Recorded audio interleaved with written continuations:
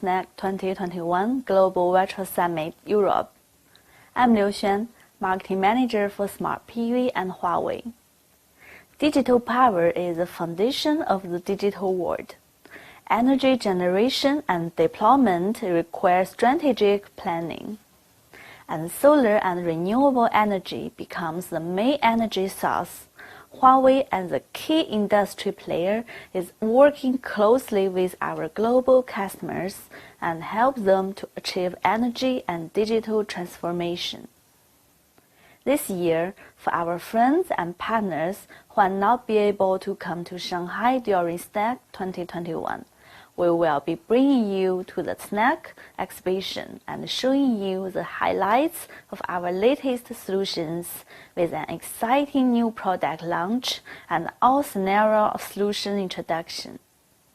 We believe Huawei innovative digital power will not only create commercial values, but will also contribute to the sustainable development for all. We hope you would enjoy this virtual summit and get to know more about how we lead in power digitalization for a zero-carbon smart society.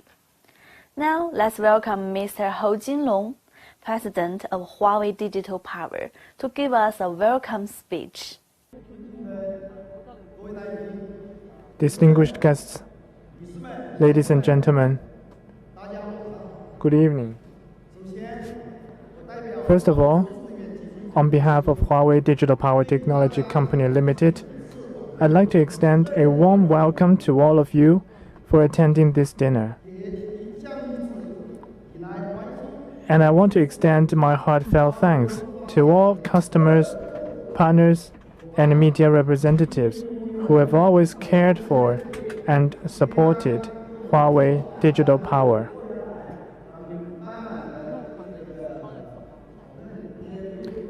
Today we have had a very fruitful discussion, and we are grateful for your coming. At present, carbon neutrality has become the consensus and mission of the world. For China, the carbon neutral 3060 target will be the biggest and most certain event in the next 40 years. This is bound to be a broad and profound economic and social transformation, which would not only mean a revolution in energy production and consumption, but also an opportunity for all-round upgrading in all walks of life. It will affect all aspects of people's production and life. It is a challenge, and it also presents huge industrial and commercial opportunity. Looking at the global energy mix and system, it is an inevitable trend to build a new power system based on new energy sources. Photovoltaic is playing an increasingly important role in the high-quality development of renewable energy, and the photovoltaic industry has embraced historic opportunities. We believe that smart PV will become the main power generation system, and PV will become an inclusive energy source. The cost of PV power will continue to decrease, and renewable energy will become increasingly competitive, helping smart PV become the main energy source. Huawei's digital power,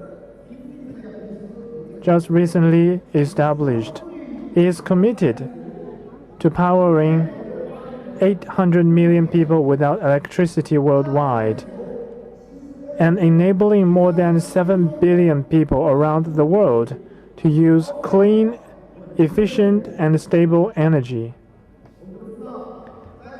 Energy storage has become a necessary enabling technology to drive new energy from adaptive grids to enhancing grids.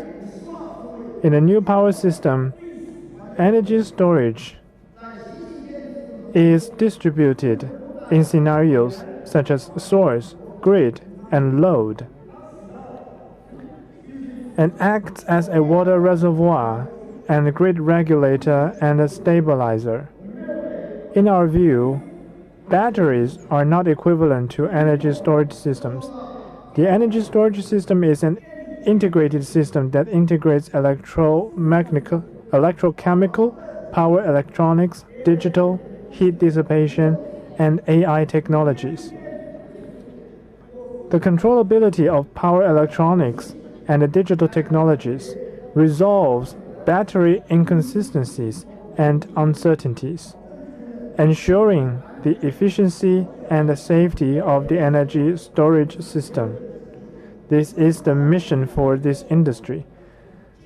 We want to be driven by both technologies and the market to facilitate industrial development. Low carbon and zero carbon will run through every aspect of production and life. All scenario zero carbon solutions such as zero carbon power generation, zero carbon mobility, zero carbon ICT infrastructure, and zero carbon buildings are used to achieve green power generation, efficient power consumption, reduce energy consumption costs, and build zero carbon campuses to achieve zero carbon cities. In the carbon neutral era, Huawei Digital Power will integrate digital and power electronics technologies, focus on clean power generation, transportation electrification, green ICT infrastructure, and energy storage, and work with industry partners to drive the energy revolution and build a green and a bright future. To address this issue, we will launch an all-scenario smart PV solution to facilitate zero carbon power generation and bridge the power gap. Today, it is a great pleasure to gather with you at the SNEC and to witness and experience the development and growth of the PV industry with all of you here. Looking forward to the future, I want to thank all the partners here for your perseverance that have really made it possible for the PV industry to grow. I hope to embrace change with all of you, seize the opportunities given by the times, and jointly contribute to the goal of achieving carbon neutrality at an early date. Finally, I hope everyone enjoys a nice and wonderful evening. Thank you. Thank you, Mr. Hou. Now, let's welcome Mr. Chen Guoguang, President of Smart PV Business, for the new product launch at this summit. Distinguished guests, ladies and gentlemen, let me again extend our heartfelt welcome to you for attending this dinner. SNEC every year is an opportunity for new and old friends to meet, and also an opportunity for industries to exchange thoughts. The industry launched its latest products and solutions. Huawei leverages this opportunity to release our latest R&D results to the industry. In the past decade, smart string inverter has been the cornerstone of our innovation, and we have been pushing the digital and intelligent transformation. Facing the future, building a new power system is our goal. We will release the all-scenario smart PV and storage solution, which will again lead the PV industry in the future and make PV the main source of energy in the new power system. First of all, I want to thank customers and partners around the world for your trust and support. In 2020, under COVID-19 and complicated external challenges, we realized over 42 gigawatt shipments in 2020 and maintained world number one for 6 years in a row. By May this year, we have 175 gigawatt of total global shipments, and every year we produce 224 billion kilowatt hour of clean energy, which is Beijing plus Shanghai total electricity consumption. Our teams remain in the field together with customers and partners, ensure project delivery, to ensure supply, cooperation, and service continuity. More importantly, around the world, there are 800 million people who don't have access to electricity. As PV costs dropped continuously, we can use PV to provide them with electricity. In Cameroon, for example, our PV and the storage solution have provided electricity for 300,000 people and 35 villages around the world. 2.2 million people have been powered now thanks to the PV products. As the energy develops rapidly in China and other countries, the new energy installed capacity has achieved more than 50%. In Mexico and Australia, the local grid requires PV plants to provide the same features that traditional power systems have, and China's HVDC requires stable operation of a new energy in SER 1.5. Before, PV and storage stations were built in remote areas, and accidents only impact the system itself. But today, PV and power storage are more and more in the campuses, buildings, homes, and be part of people's production and life. And physical and property safety are vital. In Australia, United States, and in Europe, the DV arcing of a PV and a faster shutdown has been made a mandatory requirement. All of the rooftop PV and the storage must have these capabilities. In future, for PV to become the main source of energy, the grid connection and the safety are the mandatory requirements that must be met. In order to achieve carbon neutrality, the key is to build a new power system based on new energy. About the new power system, there are 4 features. First, high proportion of renewable energy. In power generation, PV, wind, and storage will replace traditional energy and become the main source of energy. For the utilization, the source, network, load, and the storage will be part of the home and campuses, from traditional power consumption to a consumer to producer transmission. Number 3, high intelligence, high degree of digitalization. In the future, the grid will also become digitalized. Generation, distribution, transmission, and utilization will all be based on power electronics. Next feature is high degree of digitization. In the future, a large number of PV stations, storage systems, distributed storage systems, and electric cars need to be coordinated in a unified manner. We need to rely on digital technology so that all the systems can be controlled. Going forward, the stability of new electric power systems will be the digital technologies.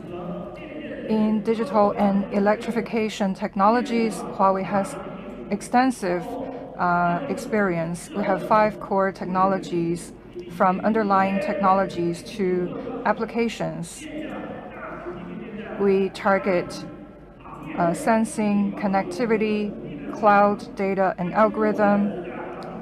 We have presented 4 large-scale application scenarios. We will also build one cloud for streamless power generation, storage, and consumption, and help to build a new power system and helping to achieve carbon neutrality. Now, let me show you a small video about the all-scenario smart PV and storage solution.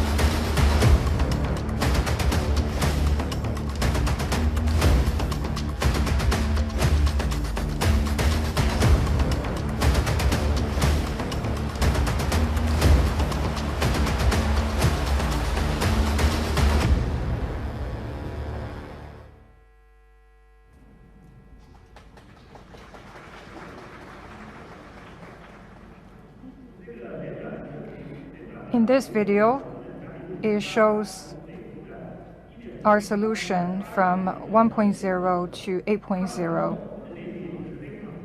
I'm very thrilled. Over the years, we have stayed customer-centric and keep innovating. We have overcome one difficulty after another. We have brought industry with numerous innovations and created more value to our customers and partners. We have received recognition and rewards from them. The solution we're launching today is also supported by our partners. Now let me give you more details about this innovation. The first solution is Fusion Solar 8.0 Smart PV Generator. The traditional PV generation is supplementary generation unit. Going forward, to become the primary source of energy, PV needs to reduce the unit cost. It also has to be fully compliant with the most advanced technologies. To achieve that, we have achieved the 1,500 volt bipolar smart string. This will help us to achieve the synergy of PV and storage, achieve the greatest efficiency, and the quick scheduling and unified management. So this architecture can help PV stations reduce LCOE. The Smart String ESS is just like the string inverter we launched 10 years ago. It can greatly increase efficiency. We also put forward grid forming. This is the key algorithm in Smart PV solution. It can turn the PV into a voltage source. Using the string solution and grid forming, we can achieve adjustable frequency and storage solution so that PV stations can really become the smart PV generator. Why can the architecture reduce LCOE? With an increase of voltage, more energy can be transmitted. We use 1,500 volts to achieve higher voltage and give us more sub-array. Using the 3,000 volt, we can achieve 3 times efficiency. We can save 10 cents per watt. Our solution features optimal investment, higher yields, smart O&M, and safety and reliability. And I want to emphasize that using our architecture, it is symmetric design. It is fully in line in the low voltage requirement. It applies to all the requirements of the industry.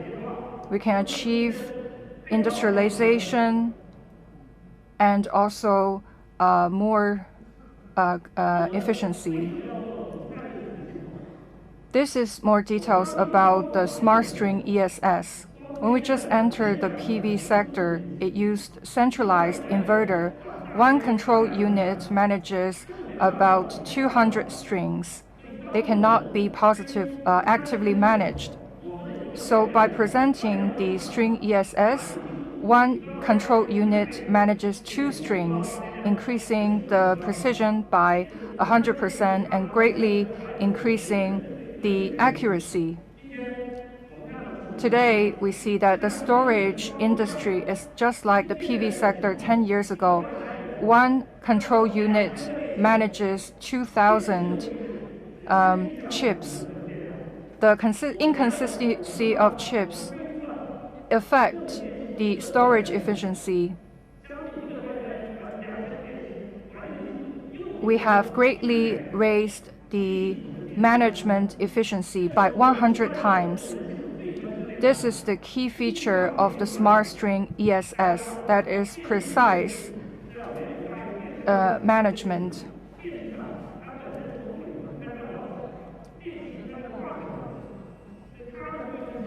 This solution features more energy, which increases discharging energy by 15%, and simple O&M, which saves 170 RMB yuan per megawatts year. It is also safe, highly safe and reliable, which achieves active alarms, system quadruple safety protection. We'll be able to address the inconsistencies and uncertainties in lithium batteries. The efficiency of charging and discharging can be increased by 15%, and the expected storage cost of LCOS can be cut by 20%. Using this architecture in our day-to-day operations, it can reduce the SOC of batteries. We don't need to have manual checks at the stations. We can also have hybrid use of old and new batteries. This reduces the O&M costs by a large margin. Grid forming is a technology that enables PV voltage source attributes and aligns grid ties features with synchronous generators. We need to completely overhaul the control. We need to proactively control the frequency and voltage using the 1500 double string. And grid forming, we have achieved a good mechanism to control the voltage source. Recently, together with Qinghai Grid, we did a research, and our research shows that PV generating mode has increased the efficiency of renewable energy access. It has boosted the efficiency by 13%. Under the current grid, as long as you have installed this system, and you can have additional 1.3 gigawatts of renewable energy. This is a great boost to the use of renewable energies. This is the greatest value that can be brought by the smart PV generator. For PV to become a primary energy source, security is the foundation of everything. We believe there is room for improvement in safety.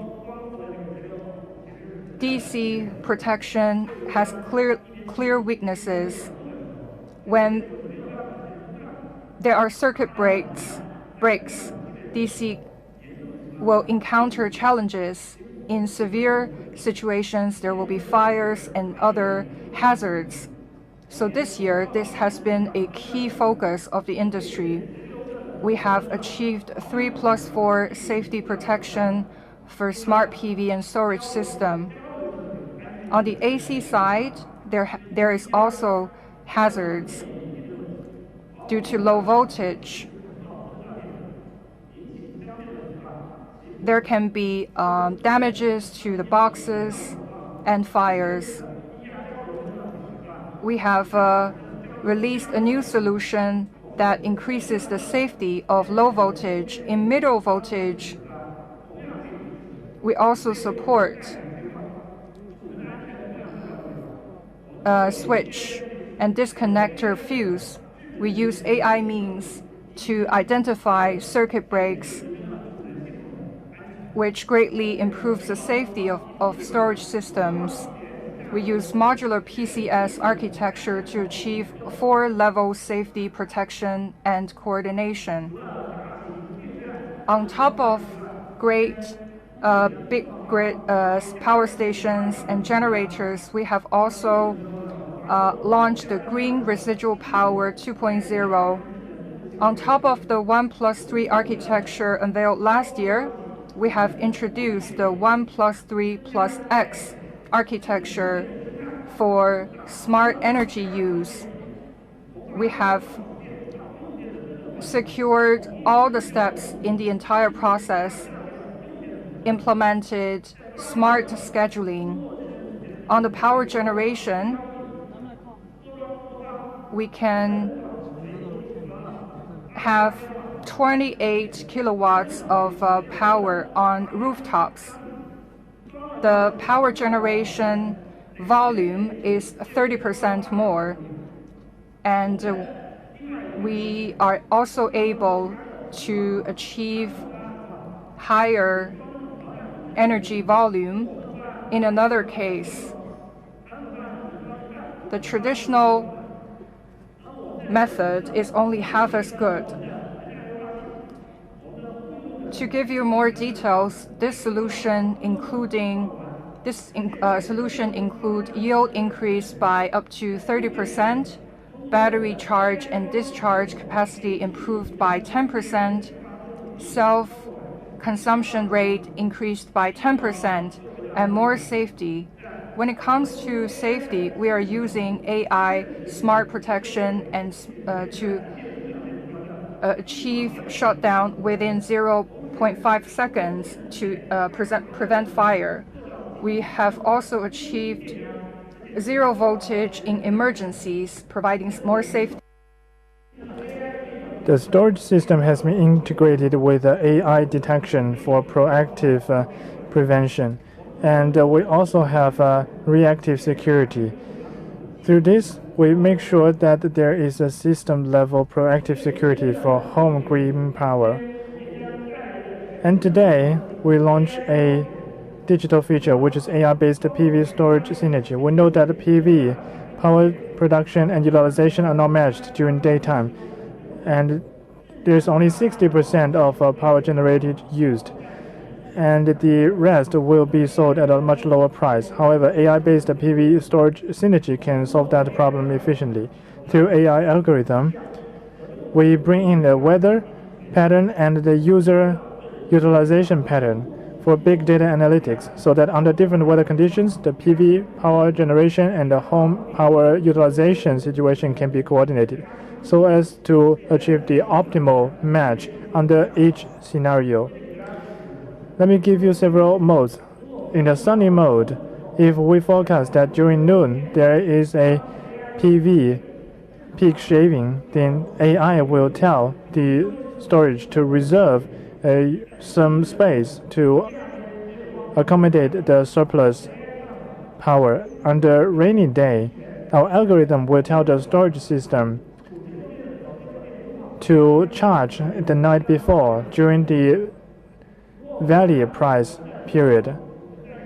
If we believe we have PV power to go to the grid, we can see which families can be prioritized, such as laundry machine, EVs, and others. These are units that can be configured flexibly by AI.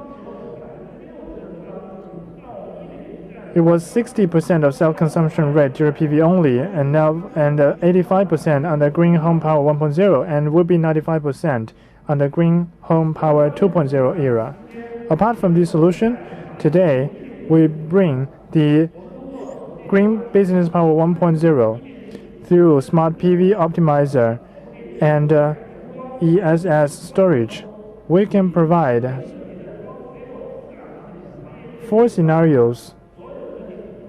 All the features are based on the common architecture. In Jiangsu, one factory, we had a 156 kilowatt rooftop PV plant. Intelligent component have solved the blocking by a water tower issue. The PV plant capacity was improved by 6.3%. We work with PetroChina in one plant in Wuhan. PetroChina is worried about security, but they know that we can achieve fast shutdown and arcing prevention on the rooftop. This solution was quickly adopted in the PetroChina sites. Around the world, there are a lot of areas without access to mains or only have weak mains. We provide affordable off-grid PV replaces diesel generator solution.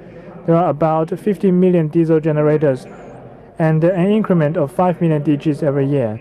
The fuel cost is high, so is the maintenance cost. The noise, the pollution, and the reliability are all big problems.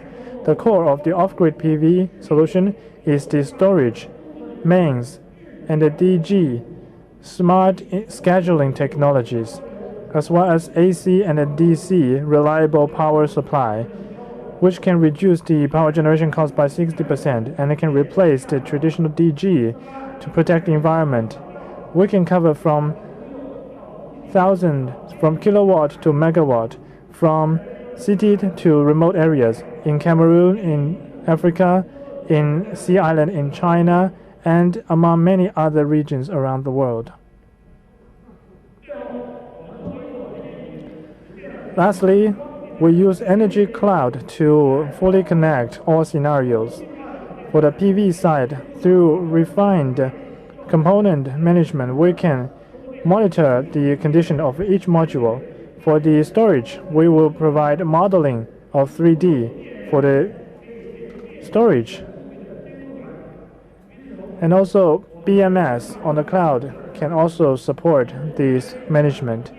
The smart IV curve diagnosis is the only one in the industry that reach L4 for all the aspects, which can reduce more than 20% of O&M costs of power plants. The SDS features intelligent DC power generation system. It can automatically identify shades and unsunny weathers. In one project in Guangdong, for half a year, SDS power plants generates more than 1.6% of power than others. Through AI-based PV plus storage synergy, we keep reducing O&M cost and improve maintenance experience and realize the autonomous driving of a PV and a storage. In the carbon neutral time, we focus on digital and power electronics technologies and promote the energy revolution and build a green and a bright future together with industry partners. Thank you. Thank you, Mr. Chen. Today is the first day of SNEC, and Huawei's exhibition hall is still packed with people and a warm atmosphere. However, we have tried our best to record the pageantry of each exhibition booth for you. Now, we will take you through all the solutions presented by Huawei and SNEC.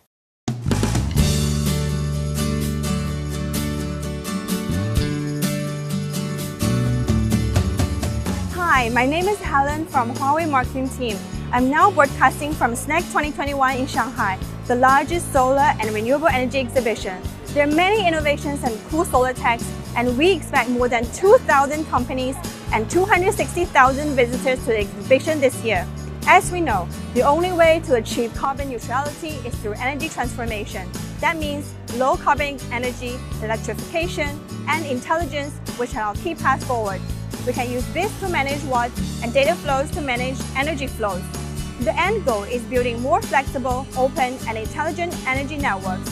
Together with renewable energy, digitalization will be a powerful driving force for a greener, more sustainable society. This year at SNEC, we are presenting our full suite of products and latest innovations from our digital power business, ranging from utility-scale energy storage to zero-carbon ICT solutions. The digital power market is poised to reach more than $80 billion by 2025. Let's check out the best of Huawei from SNEC 2021.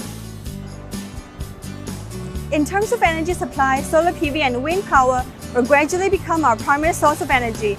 Solar and wind power will increase from 20% of total supply to over 86% by 2050. This will be a key factor in zero-carbon power generation.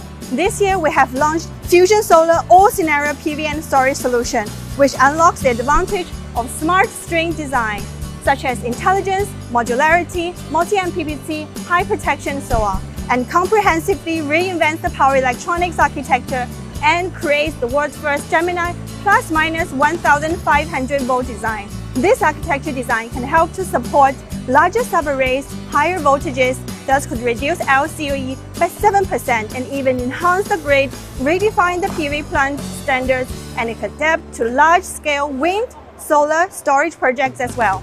As you know, there are two main topics that are widely discussed in the industry currently: carbon neutrality and energy storage. In the traditional energy storage solution, multiple modules are connected in series into a rack, and multiple racks are connected in parallel. Thousands or even 10,000 modules are coupled with each other. If one module fails, it will affect the others. For our solutions, we could help our customers to avoid this issue and reduce the LCOS by up to 20%. How do we do it? Our solution is through the battery pack level and rack level optimization. The solution can achieve more refined management with the accuracy of no more than a dozen batteries, which is far better than the traditional solution. Besides, the refined management can achieve precise management of each pack with optimized depth of charge, which improves the available power of the system. On the other hand, this innovative design can support the mixed use of new and old batteries, and the phase charging can help customers to save initial investments. In terms of energy consumption, electric energy will surpass oil by 2050. It will go from 20% of total consumption in 2017 to 49% by 2050, and it will eventually replace fossil fuels entirely. For commercial and industrial customers, we are bringing you into our Zero Carbon Compass Zone and walk you through our solutions to help business and organizations to reduce their carbon emissions with many cool technologies. Many organizations in the world are facing the challenge of high electricity bill. We are presenting our full PV and storage solution for the first time for our CNI customers, where we are showcasing real customer case of pure PV, pure energy storage, and PV storage and charging, and finally off-grid scenarios. And for ICT sectors, earlier this year, we have released our latest offerings in the energy solution, the Zero Carbon Network. The Zero Carbon Network is mainly designed to help telecom operators worldwide to reduce their energy costs, increase green power generations, and to realize carbon neutrality in their business operations. As digitalization continues to change the way we live, energy costs increase sharply and the demand for energy also increases. Huawei's Zero Carbon Network solutions is integrated by Huawei's intelligent power cloud to realize the carbon neutral targets. First, the simplified site can simplify each telecom base station to minimize size and energy costs. Second, the simplified equipment room utilizes prefabricated and modular components to reduce costs of both the new room and the extension of the existing rooms. Thirdly, the simplified data center will use indirect evaporated cooling and eye cooling to reduce cooling costs up to 70% and use cloud operation and maintenance to increase O&M efficiency by up to 35%. And finally, Green Power for All utilizes renewable energy, including wind and solar power, on and off-grid to reduce carbon emissions. At the individual level, it's everyone's dream to live in a green and smart home, where our energy is coming from renewable sources like solar PV, and also we could manage the energy with smart devices. More than 500,000 homes from 100 countries have adopted Huawei Smart PV residential solution. This year, we have also upgraded our offerings and we call it 2.0 and make our solutions more efficient and smart. With the optimizer and our flagship product Luna 2000 Smart String Energy Storage, our residential portfolio could support more scenarios, whether it's grid connected or off-grid, and it could help our customers generate more than 30% more energy and achieve zero electricity bill. We are also presenting a new feature here, PV and storage and consumption AI synergy function, which helps to make your PV system smarter. Through our Fusion Solar app and big data analysis, we could analyze different scenarios and help to optimize how you utilize the energy, either directly from the PV system or from the batteries. Besides living in a green home, we could also travel with green vehicles. You might have heard about the recent news that Huawei has helped many car manufacturers to build smart EVs, for example, Arcfox Alpha S and Series SF5. One of the key features that people are looking for when choosing EV is the charging experience. Huawei provides Drive One on the vehicle to help EVs to provide an optimal charging experience for the user. Within 10 minutes of charging, Arcfox Alpha can extend the mileage to almost 200 kilometers. We also provide solutions for charging stations, and the solutions have been widely adopted in China and overseas. The energy sector requires many parties to work alongside each other. With profound experience in information technologies, including big data, AI, and cloud, we can see the potential and the need of creating an energy cloud which will help to manage energy production, transmission to consumption. Our goal is to speed up the digital transformation of the energy sector and promote a zero carbon and smart society.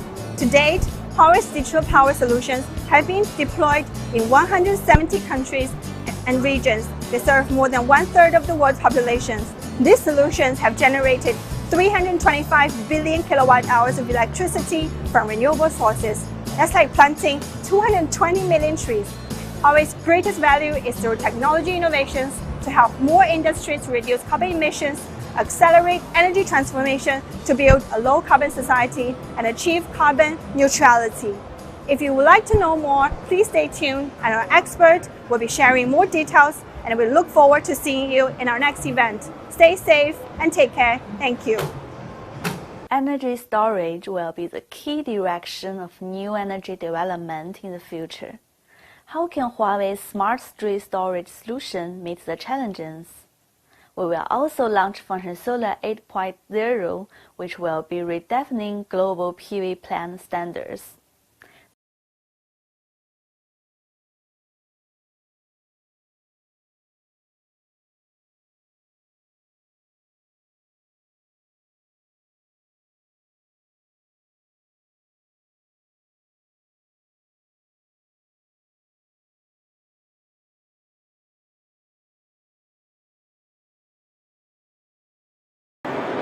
Hello everyone, I'm Mei Chen from Huawei Fusion Solar. Today I will guide you through these most compelling new products at SNEC, Fusion Solar Smart PV and Storage Solution. Let's start with Fusion Solar 8.0, the first Gemini plus minus 1500 Smart PV solution. Fusion Solar 8.0 consists of 4 core devices: Wireless 2000 Smart String Controller, Sun 2000 Smart PV Hybrid Controller, Luna 2000 Smart String ESS, and Jector Smart Transformation Station. Traditional string inverter provides voltage boosting and invertering functions. Gemini is the first bipolar string inverter. Smart string PV controller and smart hybrid controllers achieve 3000 watts with plus minus 1005 watts design in the DC side. The smart PV controller functions as MPPT and voltage booster in the DC side. There are 8 MPPTs in one device. Each MPPT connects no more than 4 PV strings. Smart PV controller supports high current modules, while the input voltage on the DC side is still 1005 voltage. The smart hybrid controller functions as a bidirection inverter with rated power of 315 kilowatts at 40 degrees. Fusion Solar 8.0 supports DC coupling of PV and ESS and uses advantaged algorithms to achieve 4 major goals: optimal investment, higher yields, safe and reliable, and smart O&M. While achieving higher voltage, Fusion Solar 8.0 meets all existing standards and regulations related to electrical and safety regulation for the PV power plants, supporting max sub-arrays with higher current modules and higher DC-AC ratios to provide higher power generation, lower capex and system cost. I will go into more details. First, the plus-minus 1500 system architecture uses higher voltage and therefore reduce current.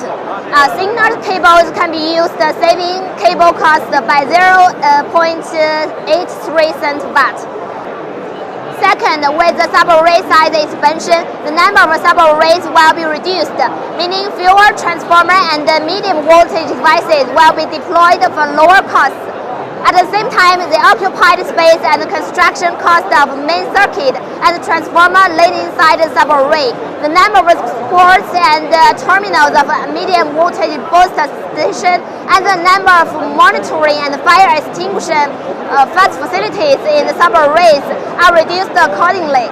With all those savings, the overall equipment and the construction costs can be reduced by 0.36 cents watt. Third, the number of transformers in the super sub-arrays is reduced, and the MCCBs are replaced by fuse switches to implement low voltage zero-arc flashing as well as on-load cutoff. Therefore, the O&M cost of medium voltage side will be further reduced by 0.1 cent per watt. In addition, Huawei Fusion Solar 8.0 solution can effectively support the DC compelling solar storage solution. Compared with the traditional AC compelling solution, Huawei Fusion Solar 8.0 solution saves the equipment and the construction costs of PCS, energy storage transformer, and cables, which consequently reduce the system cost by 4.7 cents per watt. One significant advantage of Huawei Fusion Solar 8.0 solution is that it can increase energy yields by 2%. In the ±1500 bipolar string architecture, the current between smart PV controller and between smart hybrid controller can compensate for the AC air loss and increase the energy yields by 1%. Fusion Solar used the ±1500 watt bipolar PV string architecture. The cable loss is reduced by 0.23% compared with that of traditional PV string controllers. The intelligent PV string controllers supports output power overshooting and compensates for high voltage DC cable losses.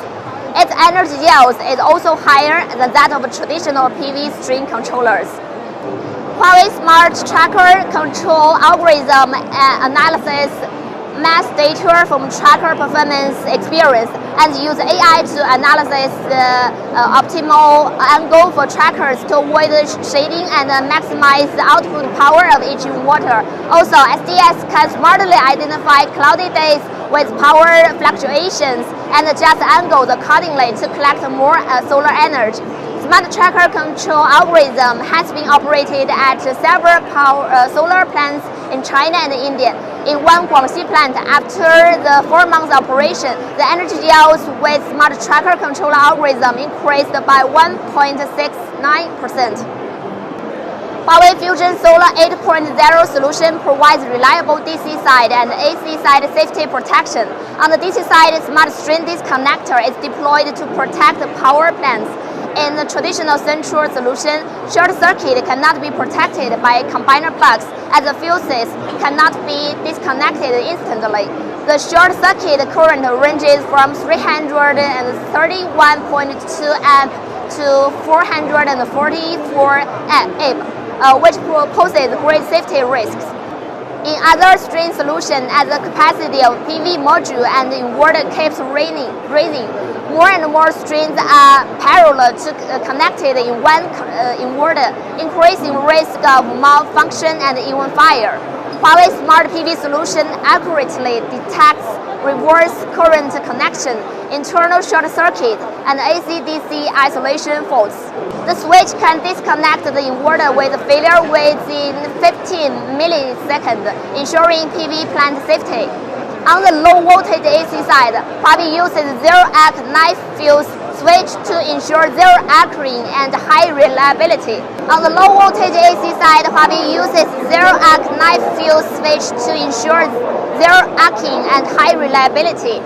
Currently, MCCB is often used to effectively cut off faults. However, when MCCB is damaged, it generates spray arcs and requires high-level isolation and protection design. Huawei introduces the strip-type fuse switch disconnector to achieve zero arcing at low voltage. In an on-site test, the Huawei disconnector withstands 50 amperes opening and switches off twice with zero arcing. On the high voltage AC side, Huawei uses smart European transformer and independent SF6 medium voltage Rainman units. At present, the cheap and low capacity American transformer architecture is widely used in China. This transformer uses medium voltage fuse and oil immersed load switch, and the power supply reliability is poor. The protection function is simple, as only the transformer short circuit protection is supported, whereas Huawei's solution uses internal vacuum circuit breaker to extinguish the arc in vacuum mode for high reliability. In terms of operation and maintenance, Huawei Smart PV and ESS management system implements string level monitoring and integrates smart IV diagnosis and SDS functions. When monitoring PV plants, we can see the KPI data and accumulated energy yields on the PV plant page. On the PV plant interface, we can see the topology connection of smart array controller and the smart PV controller in each array. The detailed data of each string can also be seen. In Smart IV Diagnosis, we can see historical scanning records and main data, including the number of sub-arrays, faulty smart PV strings, total number of PV strings, diagnosis progress, and diagnosis duration. Then we can select a diagnosis record to view the detailed diagnosis results, including whether each PV string is faulty, fault type, fault IV curve, and fault ratio. In the form of pie charts and curves, the system analyzes the fault type based on the measured IV curve. This is a Level 4 certificate issued by China General Certification Center to Huawei Smart IV Curve Diagnosis. The accuracy, consistency, and recurrency rate of Huawei Smart IV Curve Diagnosis reach over 95%, which is the highest level in the industry. In SDS, we can view information about multiple sub-arrays. For the two sub-arrays with and without SDS, we can compare the energy yields curve and see the energy yields improvement effect of SDS. Fusion Solar 8.0 is future-oriented, moving from supporting power grids to enhancing power grids. The PV and storage coordinated control algorithm turns the PV system from an uncontrollable and unstable current source into a stable voltage source, creating the PV generator. In Fusion Solar 8.0, a great variety of advanced ICT technologies such as AI and cloud are catalyzed and organizingly integrated with PV. Modules, trackers, cables, array controller, energy storage, grids, and inverters are fully coordinated and fully coupled, including the latest intelligent IV 4.0 diagnostic technology. This embeds intelligent PID protection, SDS algorithm, intelligent grid connected algorithm, etc., which fully releases the potential of each string, create a zero-touch O&M experience, stronger grid support capacity, and so the power plants have three-dimensional awareness and create an open and efficient intelligent PV and storage system. Now let's move on to the next section, energy storage. This is the first physical display of Huawei Lunar 2000 Smart String ESS. Come on, let's take a look together.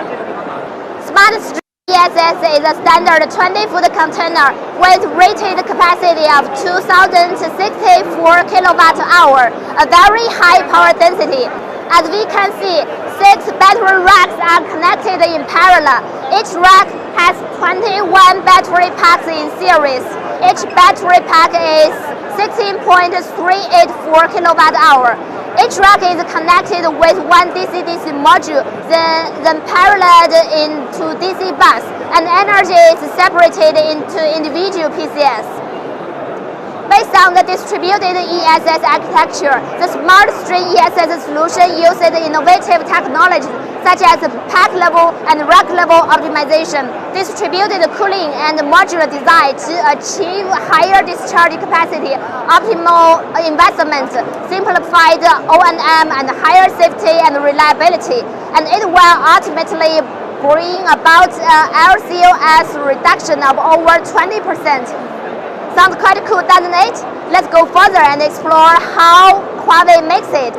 In traditional centralized solution, multiple battery packs are connected in series in one rack. So once capacity attenuation occurs between backpacks, there will be a series of mismatch problems. Besides, during a discharge process, as long as one battery pack is fully discharged, the rest of battery packs with vacant capacity cannot be discharged anymore in order to avoid overcharge, resulting in a huge waste of battery capacity. The pack level optimization in our smart string ESS solves this problem. The optimizer in parallel with battery packs ensure that every pack can be fully discharged and charged. When battery pack reaches a fully charged or discharged state, the optimizer in the pack starts to bypass the battery pack so that the other battery packs can continue charging and discharging, and every pack can be fully utilized regardless of cell difference. In actual operation, the internal resistance difference of battery racks could be huge due to factors such as factory tolerance and operating environment differences. In each energy storage system, 6 to 12 battery racks are connected in parallel to the DC bus, and the voltage are forced to be aligned. So a battery rack with a lower internal resistance has a larger current and a higher charging speed. It brings about two bad effects.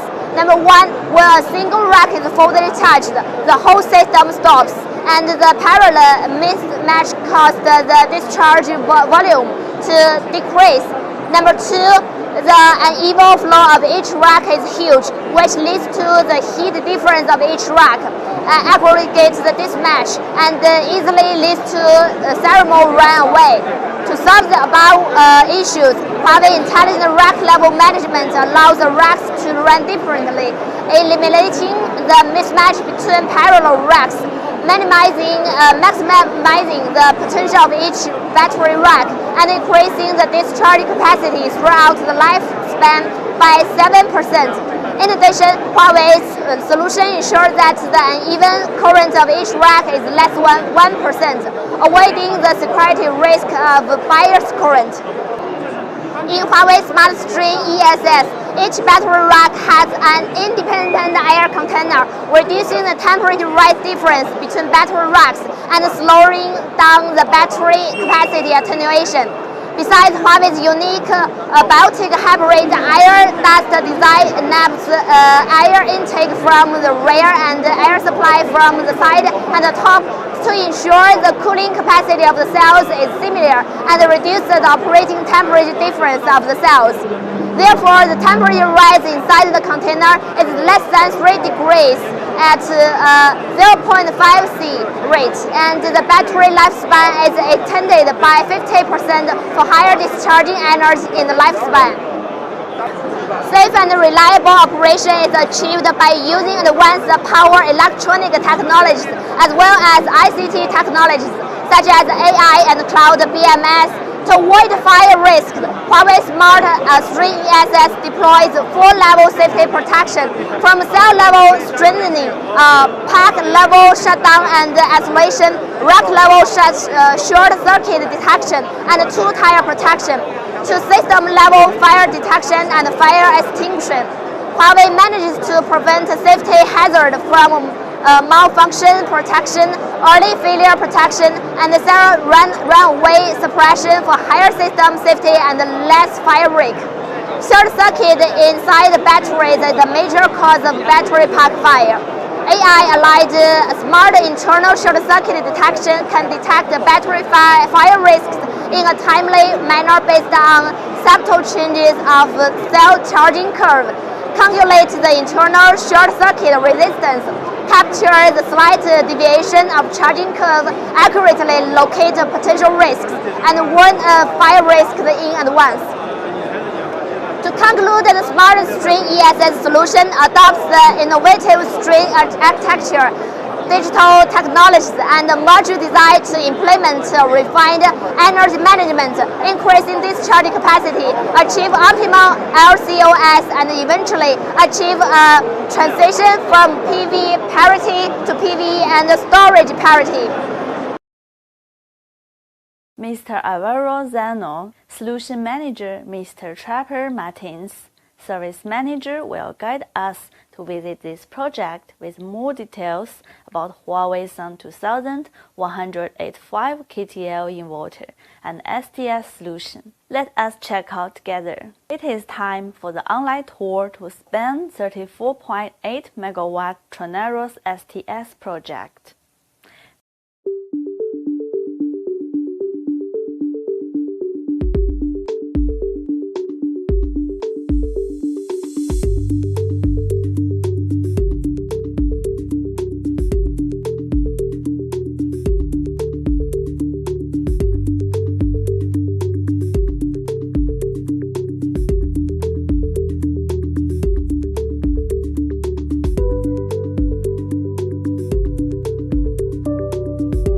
Hello, good morning.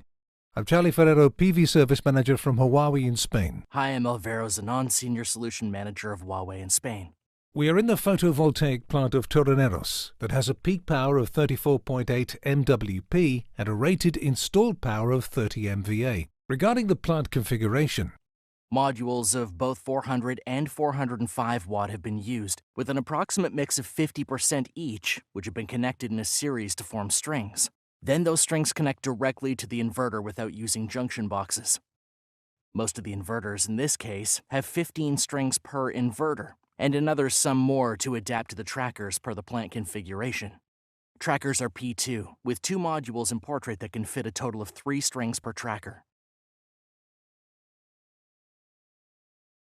in the plant Huawei, 195 units of Sun 2000 inverters have installed 185 KTL H1, which are connected to 7 transformer centers called STS, 5 of which are 6.3 MVA and 2 of which are 3.15 MVA, which is what we're going to show you next. Come with us to see the inverters and the STS.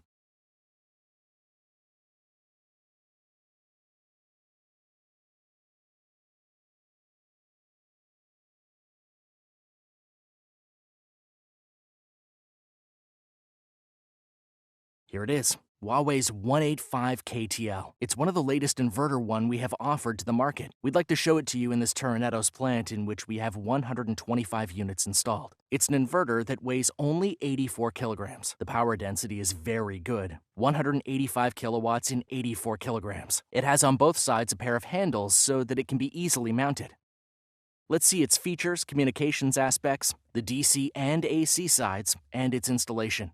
We'd like to start with the DC side, where the modules and all strings are directly connected. This project utilizes 28 PV modules in a series per each string, which are cabled under the modules, then go down the tracker post, and coming out from the cabling trench, the cables resurface. Then they are connected to the inverter via the Staubli brand MC4 terminals, which come included with the inverter. Both males and females, positive and negative. A very important feature is that this inverter does not have any fuses. It has 18 inputs for 18 strings that connect to 9 MPPTs. So there are 2 strings per MPPT, which means that this inverter does not have any fuses.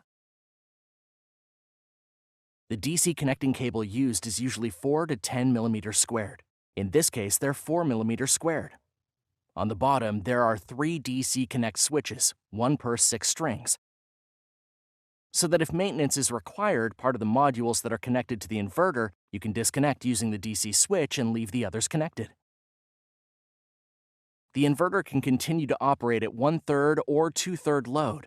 On the AC side, all cables are connected to this little box. In this case, aluminum cables being used are 300 millimeters squared. but are usually 240 millimeters squared, but even 185 millimeters squared can be used. It is also possible to have the option of using a single-core 3-phase cable instead of the 3 unipolar cables.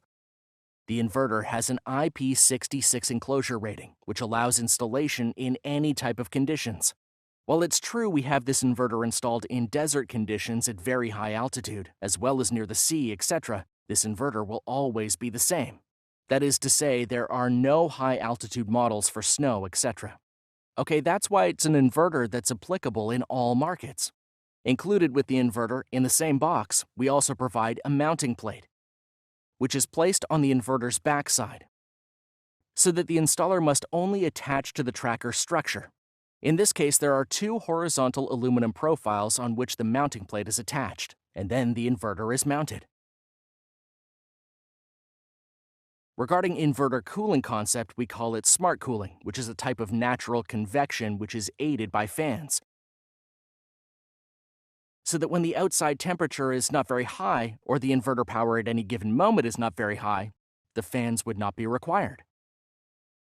But if that power goes up and the temperature increases, then those fans go into operation to reinforce the natural ventilation. The air would enter from the bottom of the inverter and would come up through the ventilation grills that are on both sides of the inverter. One on this side where I'm located and another on the other side. It uses 3 fans without filters and require no maintenance. This is because the inverter, when it starts to work, for example, early in the morning or after it has been disconnected, those fans first spin backwards to self-clean. The fans do not require maintenance, as I say, in theory, has a very high service life of 250,000 hours at 50 degrees Celsius. We don't expect they will fail, but if they do, they could be replaced. The fan is the only part that can be replaced. In the point opposite from me is a handle that you can take out those fans and replace them.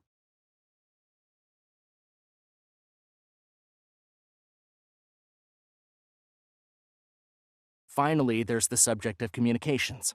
This inverter can communicate via RS-485, but normally communication is done by what we call M-Bus, or PLC power line communications, which is to say that the data communications of the inverter would be transmitted through the same 3 power cables, meaning data travels via these power cables in parallel with the power.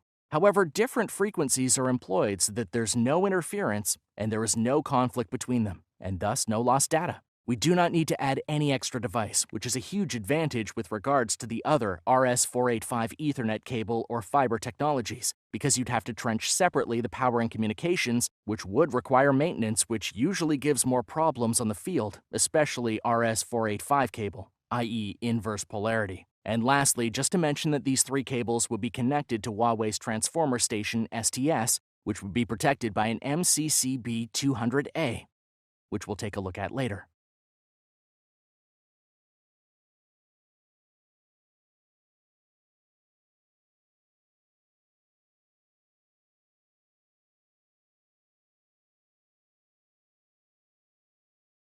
I'm here to explain Huawei's STS, which is the transformer station from Huawei.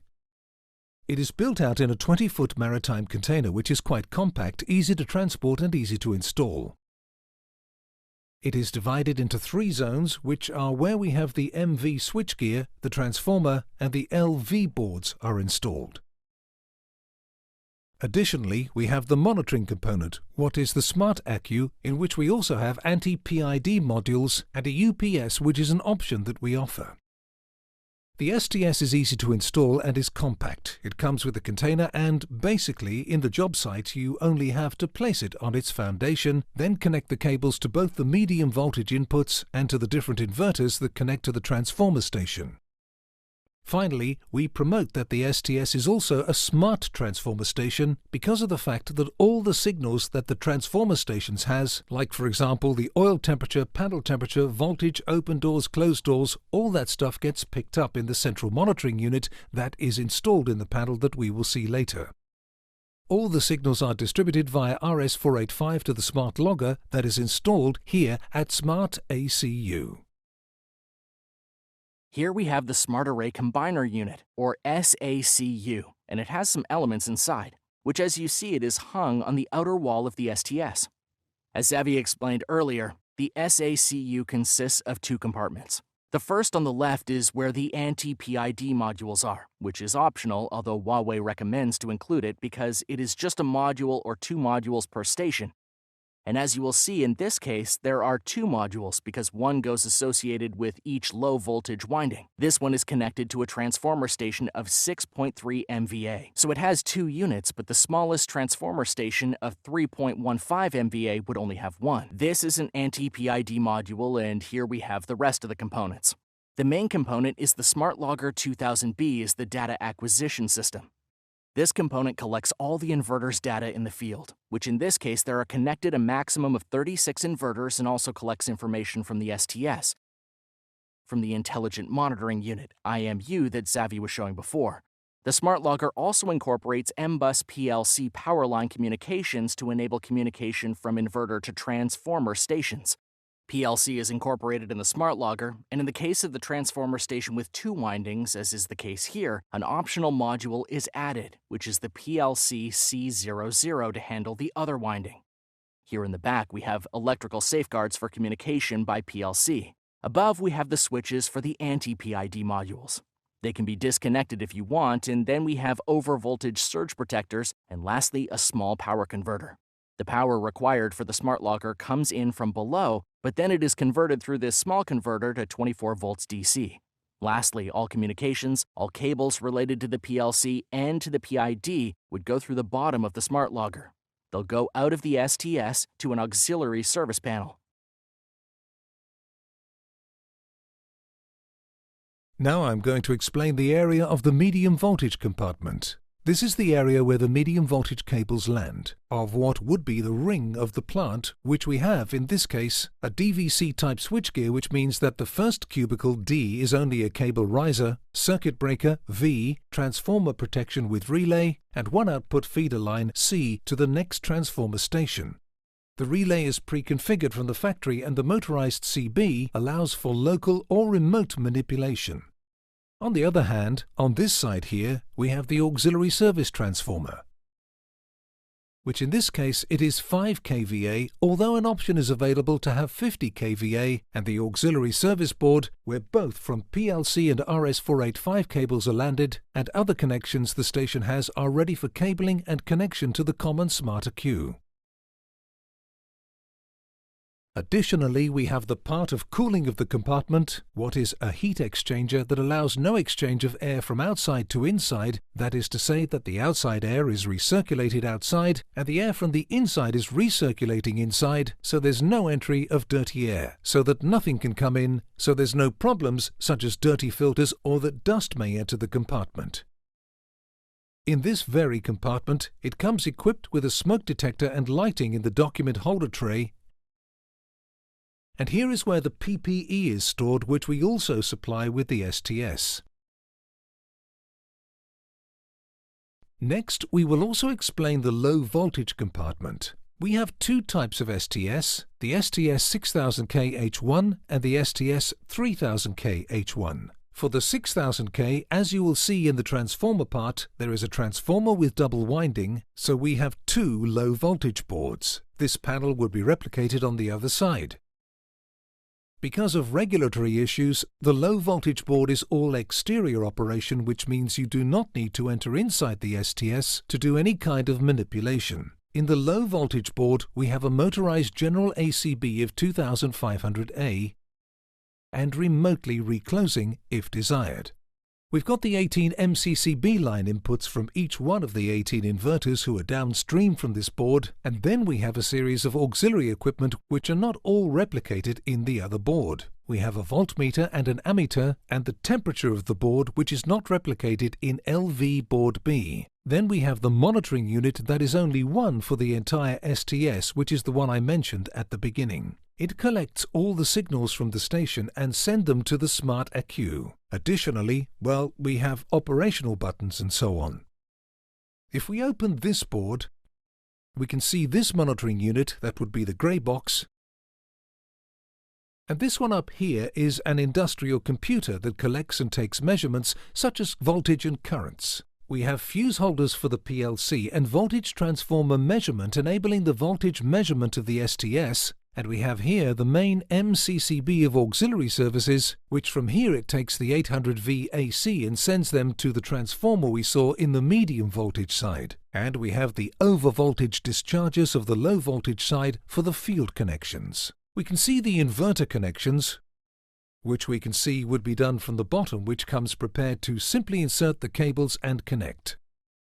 These, when sealed, would be IP54 so that there wouldn't be any humidity problems inside the board.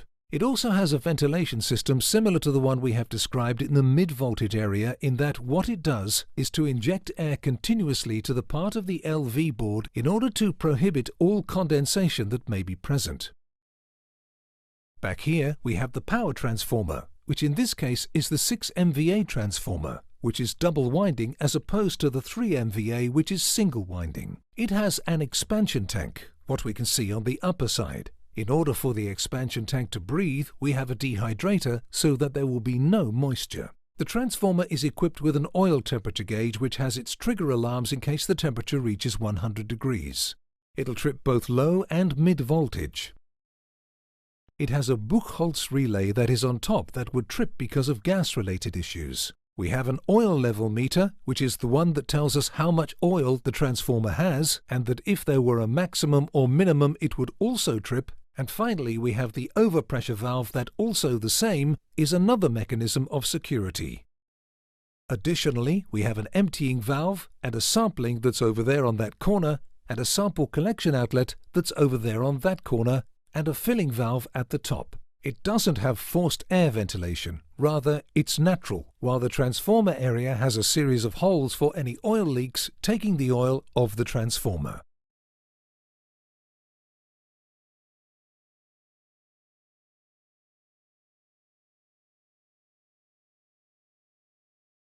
Thank you, Elwa and Trevor. Let's introduce Mr. Zhou Xiang, Marketing Manager of Huawei Smart PV, to present Huawei Function Solar CNI solution, enabling a new era of green and low carbon for various industries.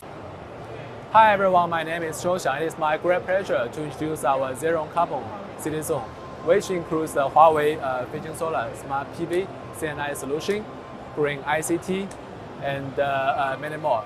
So let's explore how it enables a new era of green and zero carbon society for various industries. So nowadays, the carbon neutrality has become one of the most urgent missions.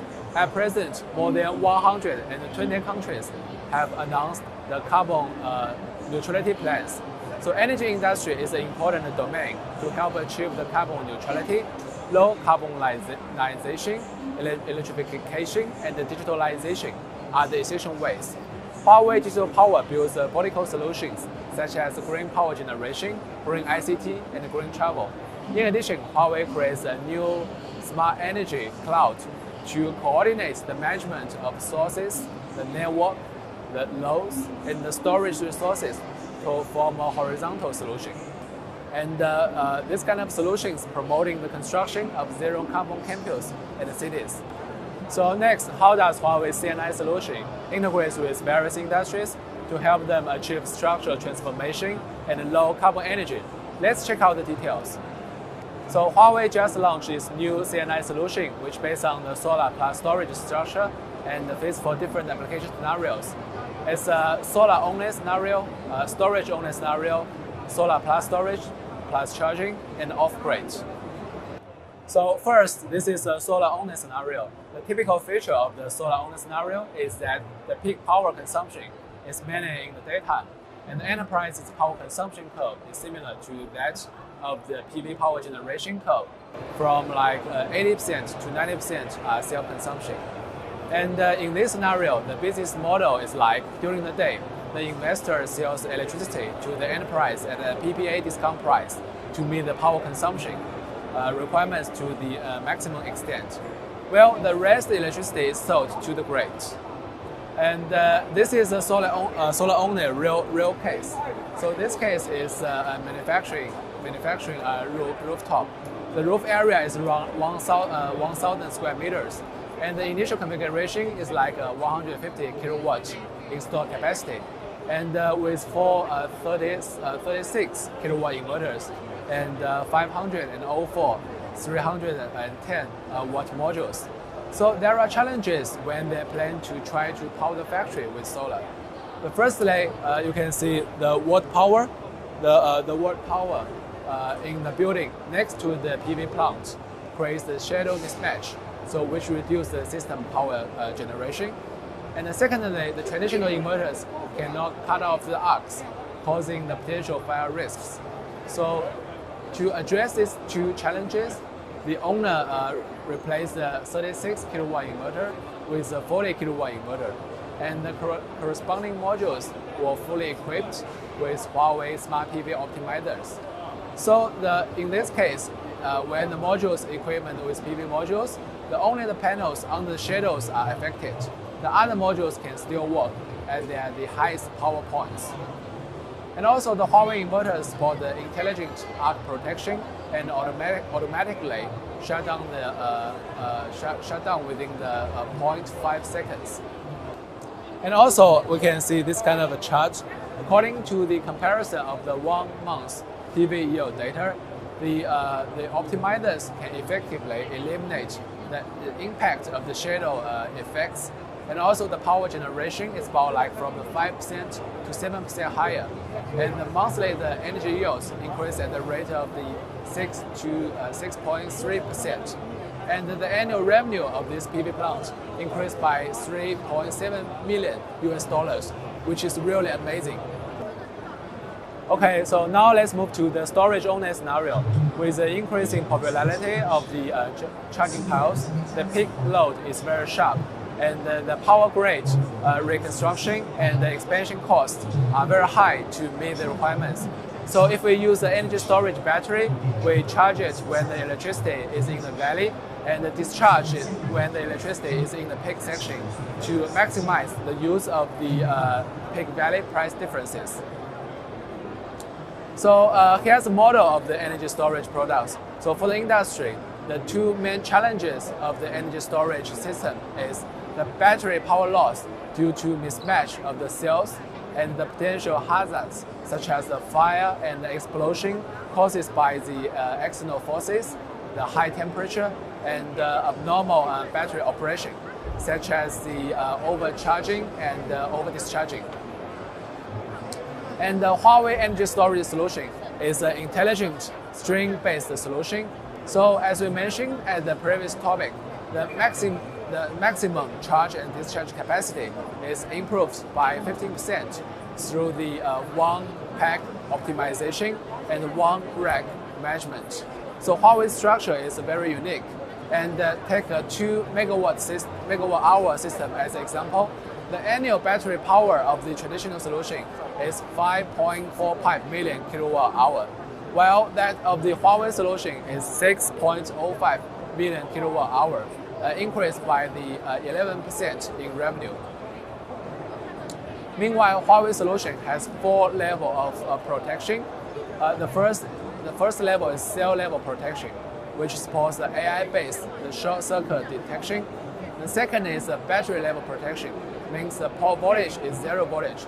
So when you do the installation, maintenance, and transportation, preventing the security risk caused by the accidentally touch. And the third is the rack level protection. So the multi-level intelligent linkage protection automatically disconnect the charge and discharge loop when the battery pack is like overcharging or the over temperature and like the overcurrent. This kind of scenarios, they will do the auto shutdown. And also the 2-level fault isolation of the circuit breakers and fuses, the anti-reverse connection, and the insulation resistance detection. The last is the system level protection, which supports the combustible gas detection and the emission devices to proactively exhaust gases to prevent explosion, and the water detection and the linkage protection. So after water flooding, the system is shut off to avoid the electric shock. And here, this is this kind of a model of our 200 kilowatt hour system. So this kind of a system, you can see, this consists of the 12 battery modules, and the total capacity of this is 200 kilowatt hour. And also within this kind of cabinet, there's also a rack management system. So the structure is unique. There's a one pack optimization and one rack management, the structure, to improve our yield, to improve our usable energy of the storage by like 15%. So what if there's a high demand for electricity in the campus? The load is obvious higher than the solar power generation, and the electricity price is high. And let's learn about the solar storage charging scenario. So here is a case of the Huawei Shenzhen campus. The rooftop of this kind of campus is 8,000 square meters, and the initial configuration of the project is a 1 megawatt solar and 900 kilowatt hour energy storage. And Huawei optimizers are used to avoid the shadow of the HVAC devices on the rooftop. And more than 10% power is generated by installing the optimizers. And the installed capacity is also increased from like 1 megawatt to 1.1 megawatt, 10% higher due to the optimizers. And also from the energy storage, the proportion of the green power supply increased from like 58% to 64%. So at present, Huawei could provide the high quality core components, charging modules for charging stations. Huawei high charger charging module features high efficiency, high reliability, and high valuability.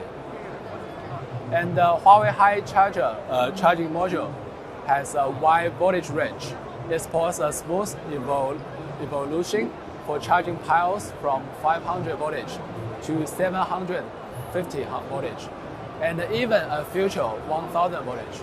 It is highly compatible with different new high voltage vehicles without renovation. And potentially it could save $2,818 per charging pile, protect customers' investment effectively. And also through the thermal field management and Huawei's patent wing shift fan technology, our charging modules support efficient heat dispensing and continuously high power output. Combined with Huawei AI flash charging, it takes less than 15 minutes to achieve from 30% to 80% SOCs. The potential VIP fast charging value-added services may increase the operator's revenue by 6,281 per pile each year. And in terms of the off-grid scenarios, Huawei launched the iPower Cube off-grid, like fuel removal power solution for all scenarios. The intelligent power platform, the PV power generation, and the intelligent lithium battery are used to replace the traditional DG power generation, achieving zero DG operation and zero carbon emissions. The 3 series of iPower Cube covers all scenarios, from small to medium to large cases. As we all know, 5G is booming. Up to now, 160 5G network has been launched around the world. But there are 2 challenges during 5G deployments. The first is high capex and high opex. The second one is the high carbon emissions. So the Huawei's one site, one cabinet solution has a high efficiency and high density design, which enables one cabinet to replace the 3 cabinets, improving the site energy efficiency to 90%. And also, if the one site, one place solution is used, the site's energy efficiency can be improved to 97%. In addition, the solution requires no floor space, zero rent, and fast deployment within only like 1 hour. Digital acceleration and energy structure transformation holds new requirements for the site power supply. The first is a fast power supply. The second is a converged power supply. The third is a reliable power supply. The fourth is a green power supply. So Huawei SiPower build all scenario solutions in ICT scenarios. It's for communication, IoT, and ICT convergence stations. So Huawei i SuperSight solution can provide an outdoor working environment, power supply, security monitoring for ICT equipment.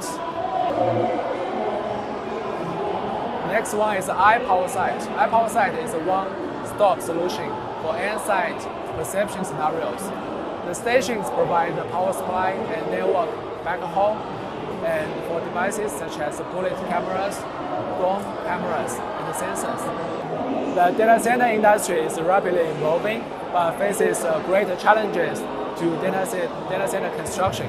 Today it's my great pleasure to talk about the green data center facilities that embrace the carbon neutrality. So this is Huawei Vision DC, the next generation data center facility solutions. The Vision DC helps customers build future-proof data centers. So it's a modular and a prefabricated design, enables the TDM 6 months for like 1,000 racks and reduce the TDM by like 50%. And its construction mode is environment friendly, reducing garbage and water usage by like 80% and slashing CO2 emissions by 90%. So it uses the Huawei Fusion Core indirect evaporative cooling solutions to maximize the usage of the free cooling. The PoE will drop to like 1.2 in North China, so much lower than the traditional way. It also integrates with lots of smart features and AI-enabled energy optimization.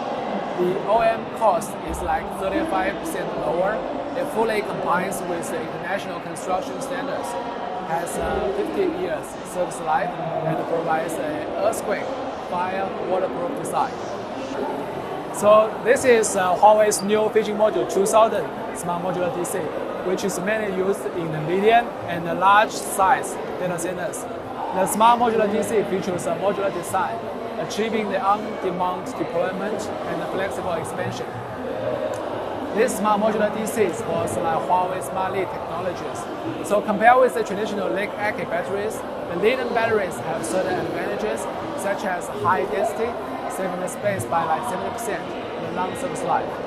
In addition, a unified intelligent O&M management platform can be configured, so achieving the space, power, cooling, capacity, and asset visualized management. So improving resources utilization by 20%. So that's all the introduction of our products. And we welcome you to experience our solutions at the various Huawei reference sites to see how digital and ICT technologies transform various industries in terms of energy generation and consumption. So that's all my introduction for today, and thanks for your time. Thank you, Xiang.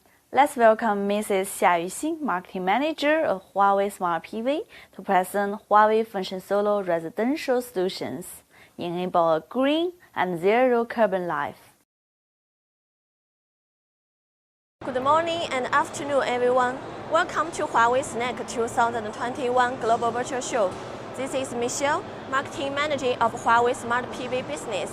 It's my great honor to guide everyone through the area today.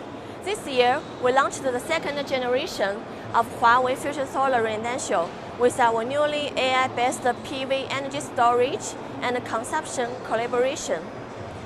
We built this solution for zero carbon society and a greener house. This solution focuses on smart power generation and smart energy storage, also the system safety and our newly added smart power consumption. Follow me. Let us take a look at the smart power generation firstly. This is a 415-watt smart PV panel provided by our partner Huanghe Hydropower. You can see it is equipped with Huawei's latest 600-watt optimizer, which will be launched to overseas markets in Q4 this year. As you can see, the optimizer is installed at the back of the panel very easily. Look at the word map Here you can see many optimizer application cases on different types of rooftops. To maximize power generation, one major advantage is the PV module level optimization, which can increase energy yields by 30% for the same rooftop configuration, as shown in this case located in Dongguan, China. Another advantage is that the impact of shading on PV efficiency is minimized, which means significantly higher solar capacity. Meanwhile, you can check on each PV module energy yields on our Fusion Solar app to know better about your solar system. Here is the Smart String Energy Storage System, the flagship product Luna 2000 battery. It was designed with residential scenario in mind. It is 1.3 meters in height, and each module is 5 kWh. Modular design allows customers to flexibly configure the battery capacity from 5 kWh to 10 kWh to 15 kWh.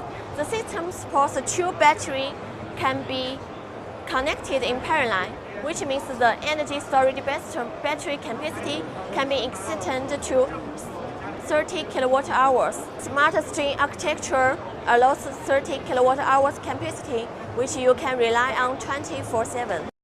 Here you can see the battery pack. Each battery pack has a built-in energy optimizer. What's the function of that? You can see from the PowerPoint.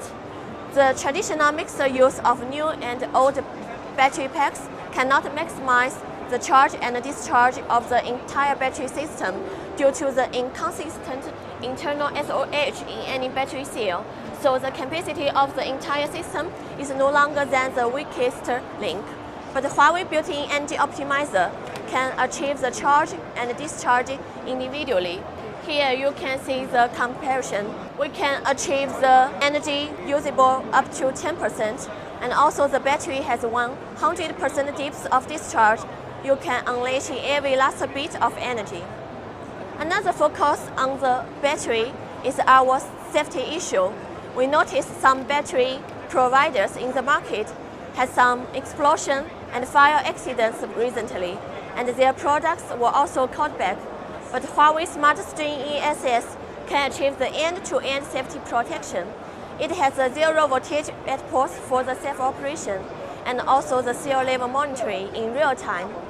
Cloud-based BMS and AI-enabled health monitoring can identify the short circuits in just 20 seconds and disconnect them in 1 ms, covering the bursts and derivatives of the internal short circuits. The incidence of arcs with high energy causes potential fire hazards in PV plants, especially for the residential PV systems which are installed on the rooftop of our buildings that are very close to our residents. The fire caused by arcs will bring huge losses to the investments, assets, and potential safety of the owners. It is difficult to detect the DC arcing by the existing solutions in the industry, where frequent missed and false alarms, resulting in high maintenance costs and power generation losses. Huawei residential inverter uses a neural network algorithm to accurately detect the DC arc fault and be able to shut down within 0.5 seconds to effectively eliminate potential fire hazards.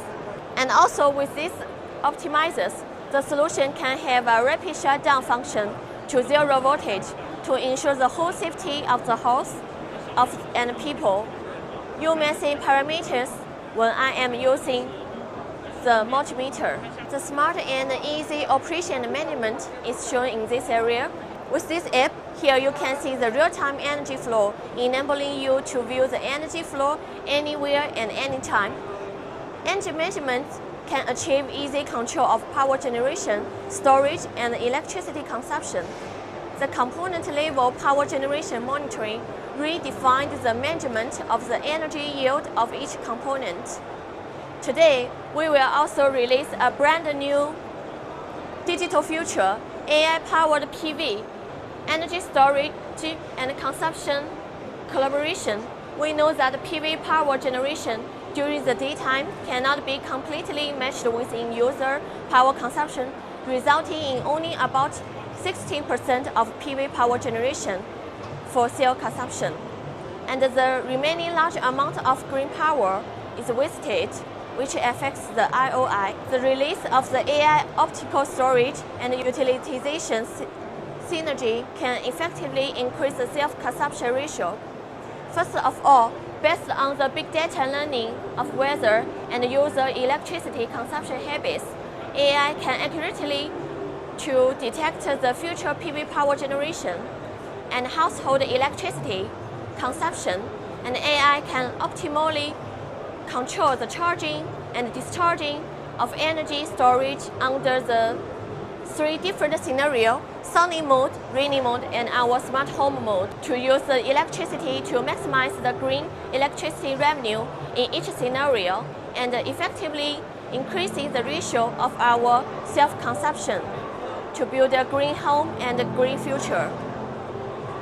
Compared with the 60% of pure solar to 85% of PV with storage, the household green power 2.0 solution combined with our AI optical storage synergy can further increase the self-consumption ratio of green power to more than 95%. Potential smart power consumption ecosystems partners are listed here. Huawei works together with our ecosystem partners to provide a smart home for a better life. The transportation industry currently accounts for nearly 10% of China's carbon emissions. To achieve the carbon neutrality goal, promoting the full electrification of the transportation industry will be an important step for all of us. Huawei mPower provides the end-to-end power solutions, including an onboard power solution and a charging infrastructure solution, to help OEMs build better cars and improve our users' experience. The onboard power solution includes the Driver One in powertrain, a battery management system, and an onboard charging system, and a driver cloud intelligent management system. As for the charging infrastructure solution, it contains a wireless charging system and a DC fast charging module. During this year's Shanghai Auto Expo, Huawei launched its AI flash charging solution, a high-voltage solution which accommodates a front asynchronous e-powertrain and a rear synchronous e-powertrain, realizing a 30% to 80% SOC charging within just 50 minutes. This year, we launched the ArcFocus Alpha's Huawei Inside versions to acceleration the time from 0 to 100 kilometers in just only 3.5 seconds. Compared with the dual synchronization solution, our four-wheel drive solution's NEDC efficiency can reach 86.6%. Such solution would increase the vehicle cruising range by 5%. Well, that's a short introduction of how we build towards zero carbon home and travel with Huawei Fusion Solar Smart PV residential solution, brought to you from SNEC 2021. We're looking forward to see you soon. Thank you. Thank you, Yuxin. Now, let me introduce Mr. Haram Subramaniam, CTO of Huawei Smart PV Europe. He will be the moderator of our panel discussion. We will have 6 experienced panelists to share their intelligent ideas and thoughts about technology innovations and thoughts. The stage is yours.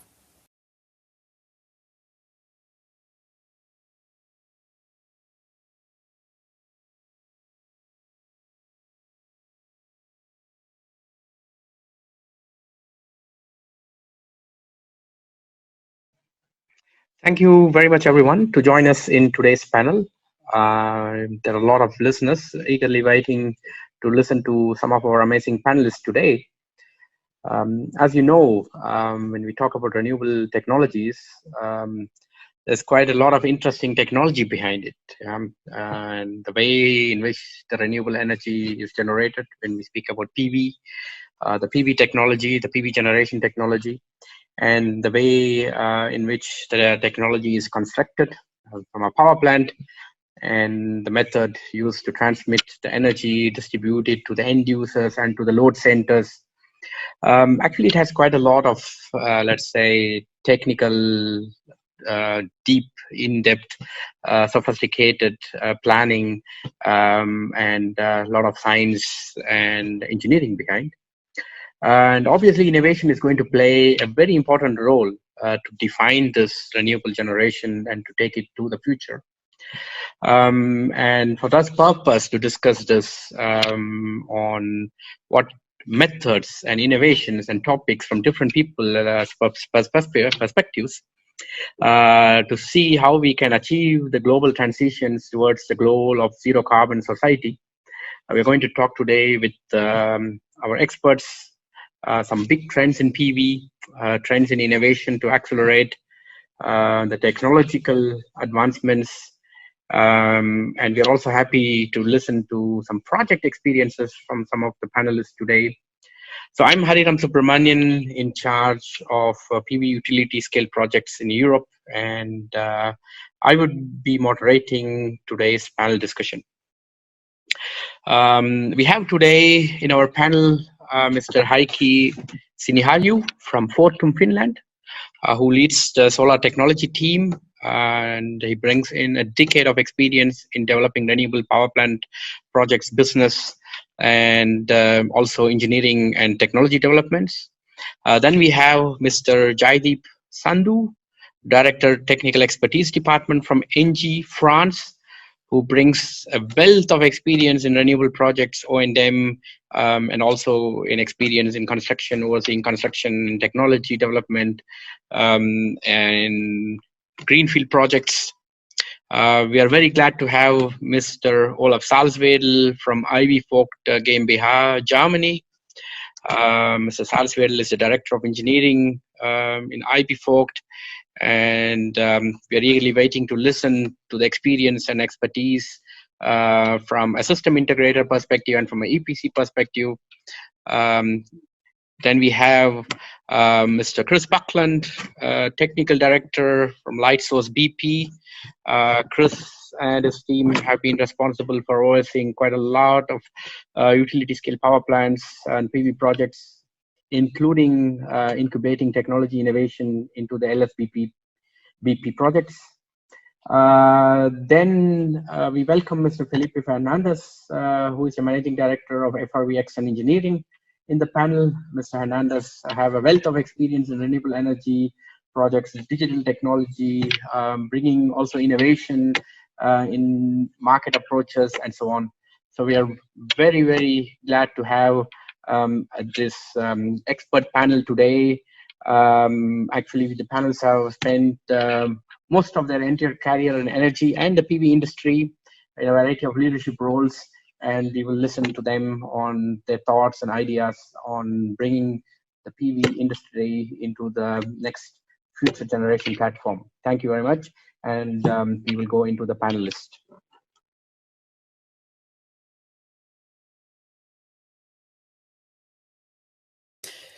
Now we have Mr. Jaideep Sandhu from the Technical Expertise Department. He's the Director of Technical Expertise Department from ENGIE, to share some of his thoughts and ideas on some very interesting topics that we will ask Mr. Sandhu.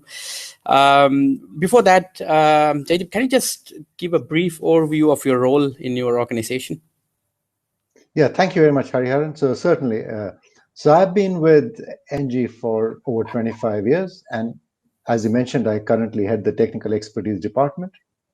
Prior to this, I used to be Head of Operations for our international business line. In my current role, my team looks after business development support and operational support to the corporate entities and different business units, spanning a whole range of technologies. And as you know, very importantly, a lot of these technologies are renewable technologies. So we provide a lot of support on solar PV, on onshore and offshore wind, hydro, geothermal, battery storage, green gases, which is hydrogen and biomethane, for example. And of course, some of the more traditional technologies such as LNG and gas infrastructure, as well as thermal generation. But a bulk of our effort really goes into renewable technologies. Very We interesting. also provide support to the corporate side as well in terms of best practice guidelines, and also supporting the investment process by having a review of the different investment files which come to our notice. Brilliant. I think, I mean, as you said, focusing more towards renewable energy, and when we go a little bit towards the utility scale solar here, what do you think? I mean, how was this utility scale solar now compared to, let's say, 5 years ago? Have you seen any, let's say, groundbreaking changes here?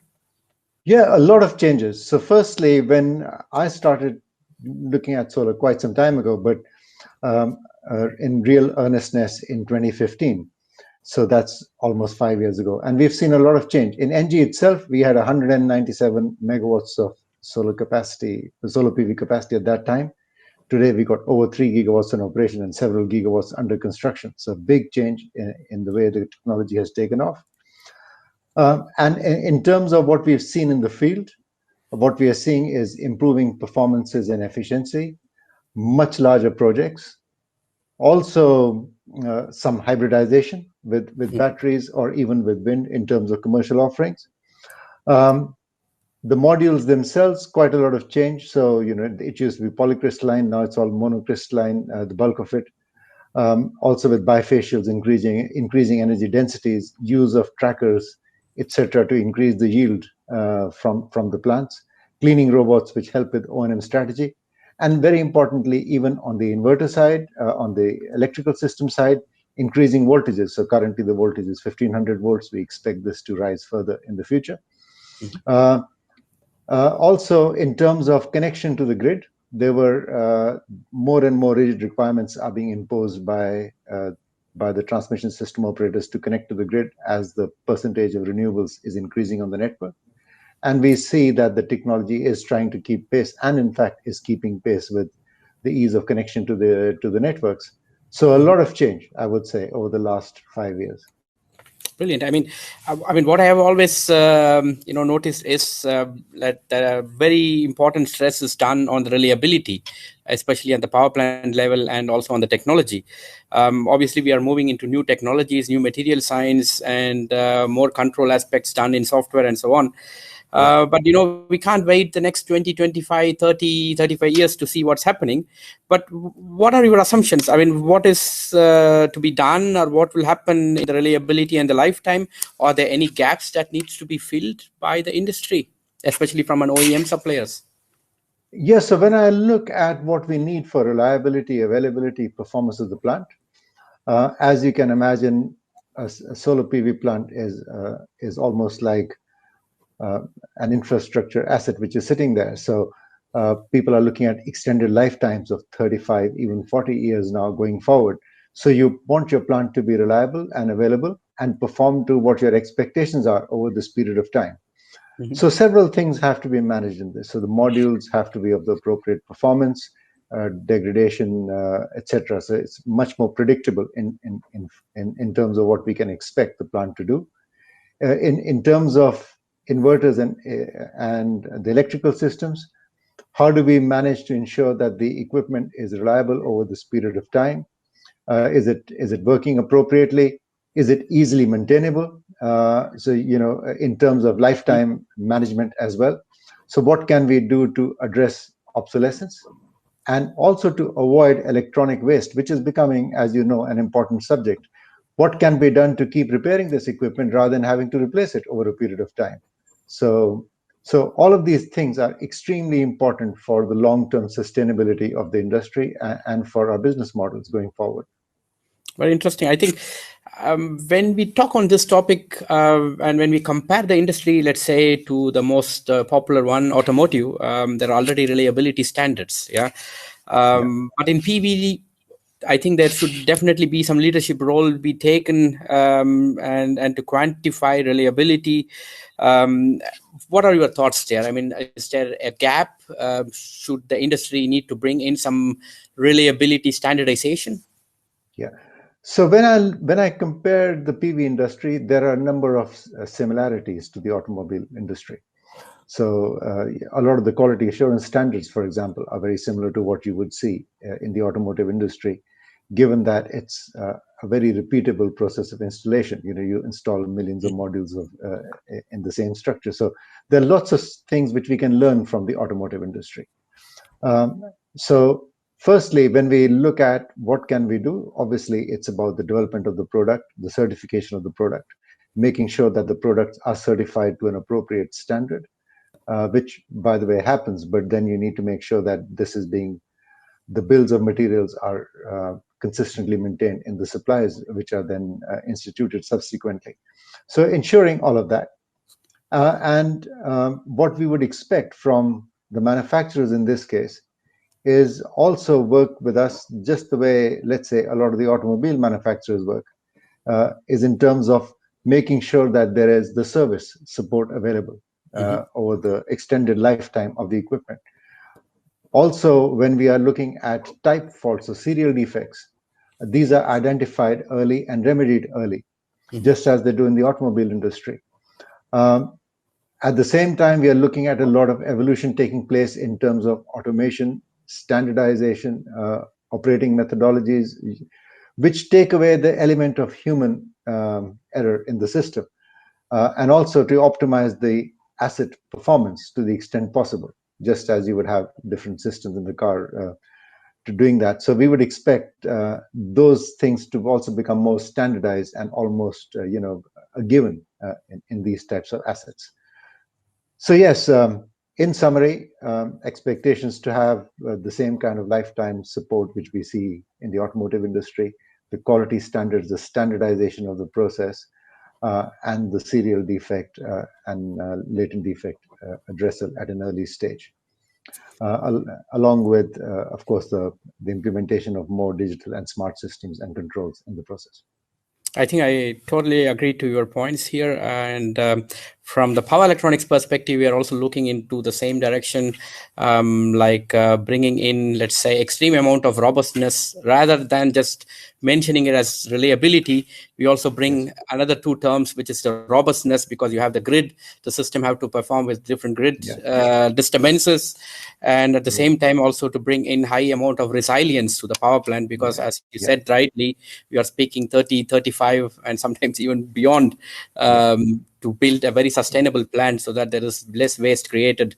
And I think this is very interesting thoughts. Thank you, Mr. Sandhu, for sharing. And if I could just add one thing, also very similar to the automobile industry. The one thing with PV plants is it's all outdoor. So that extra resilience is also required, recognizing the environmental conditions in which these plants operate.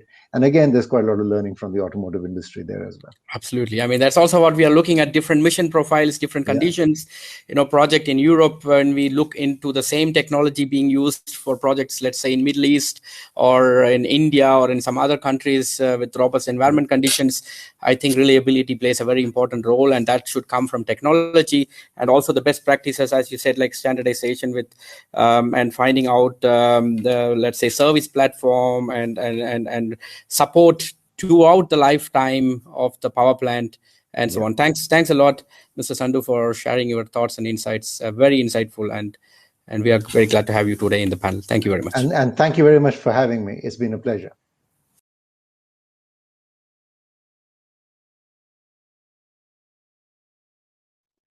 Now we have here a very interesting participant in our panel, Mr. Olaf Salzwedel, who leads the engineering team. He's a director engineering and system integration from IB Vogt GmbH, a German company. And we would like to understand some thoughts and ideas from Mr. Salzwedel, especially on, let's say, the topics that is related to EPC and how an EPC and the developer would look into OEM and innovations. So a question to you, Mr. Salzwedel, is from the technical side, we are also looking into the EPC activities, quite a lot of activities from planning, procurement, taking the right decision for the technology, then comes engineering design, construction activities, managing the field staff, subcontractors, etc., etc.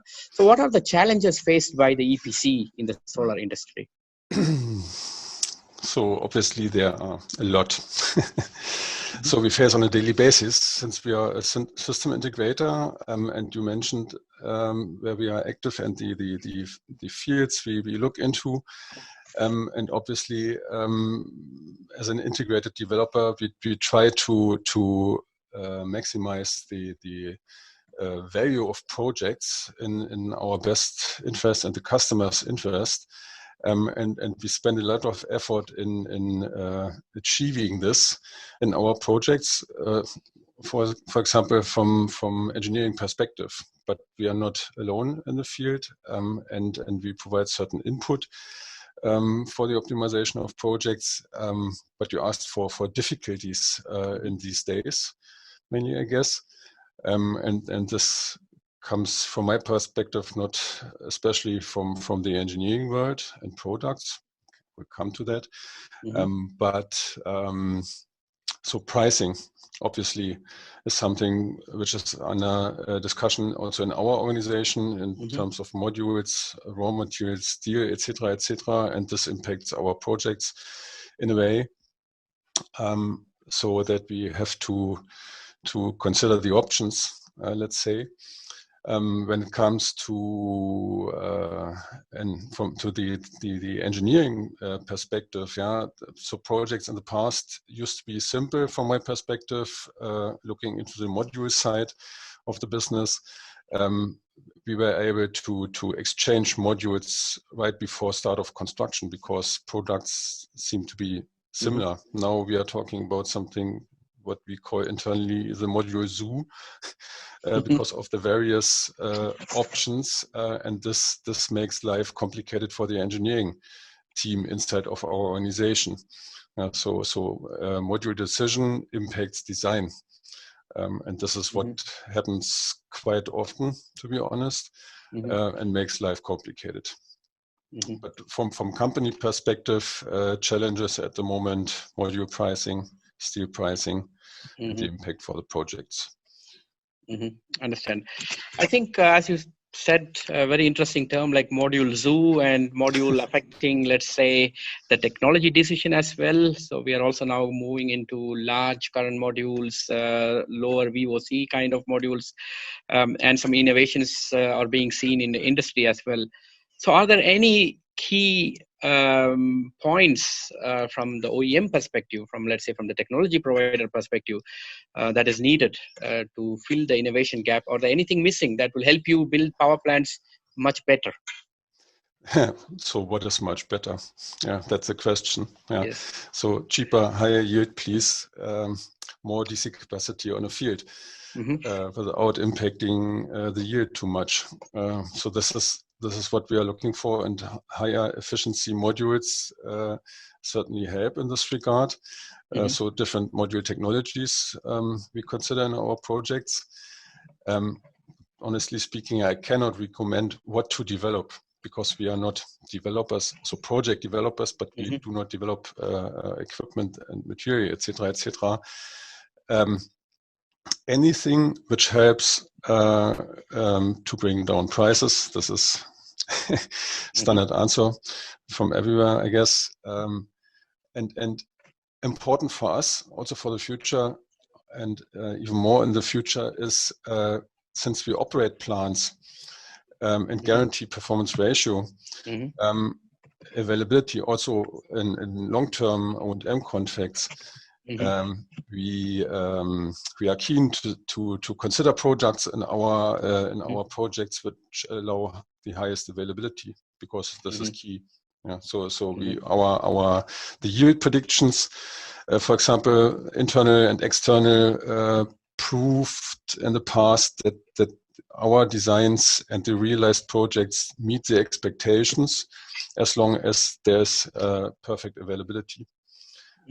So any product which brings down availability must be considered to be a bad choice. Yeah. So this is what we are looking for: durable products. Yeah. Understand. So I think the key takeaway is to look into product, let's say, availability, high reliability, and also focusing it around the modules.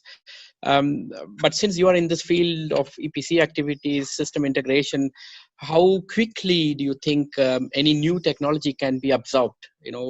Is there a risk for you, or for your customers, or do you think you could immediately try something new? What would be the case? Yeah, so generally speaking, yeah. So generally speaking, we say we are not the first movers in certain technologies, and we try to understand first what does it mean to us. We have set up a couple of years ago a small team called Technologies and Applications, and the small team looks into the latest developments in the market, and from our perspective, and new technology is considered to be something which we did not yet consider in our projects. So several years ago, when trackers used to be new to us, we started to look into this, to dig into this, and to understand what the implications are for us. And later on, bifacial modules, also from the past, floating PV, agri PV, these things, and we spend effort on this in order to understand what does it mean to us. And once we understand something, then we are in a position to consider this in our projects.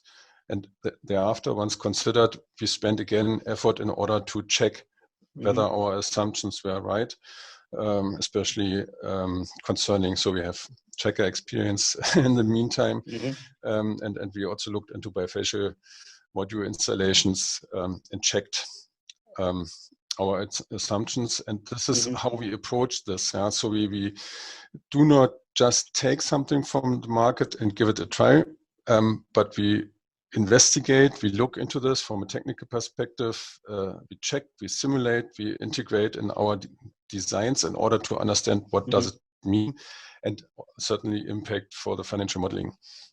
Yeah, I understand completely. So I think this means then that we are, so we work on this and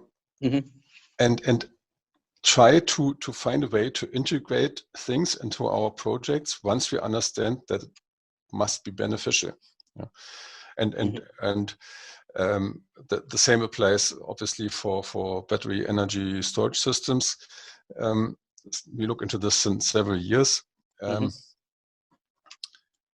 Yeah, so we are in a position to work on this. We do this. We have our team also together with procurement, obviously, looking into this to understand the topic and then integrate in our projects. And therefore, we are willing to look into this. We are active in this field. Very interesting. I think the key takeaway is, I mean, when we look into, let's say, a leader in the EPC field, a very, very deep technical due diligence is needed on new technology that comes in, and then understanding this from various aspects on the new technology, like investigating the yield assessment, reliability, the product, etc., and how it will impact your company as well as your customer into the lifetime of the power plant. I think this is a very good key takeaway, and I think that's also the way the industry is driving towards, to come up with high reliable products, but at the same time bring opportunities and possibilities for companies like you to do a deep technical due diligence to understand the depth of the product from the module to the, let's say, to the substation or wherever we are linked in. Perfect. Thank you very much, Mr. Salzwedel, for sharing your thoughts and ideas from the EPC perspective and system integrator perspective. These are very valuable inputs, and I think this will be very useful for our listeners to understand the perspective on the field as well. Thank you very much. Thanks a lot.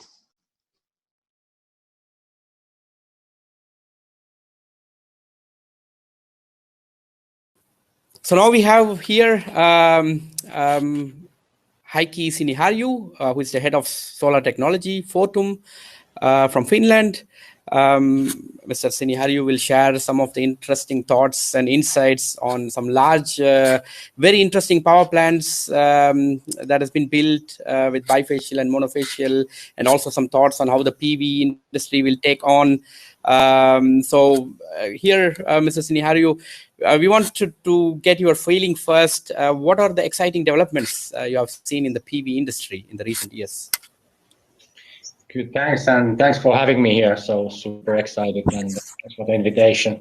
Well, from my side, of course, it's important to start with the fact that solar is the most cheapest electricity generation source as we speak. So that has been tremendous excitement and development, and we have a clear technical roadmap that this continues taking place. So this, of course, makes me super excited.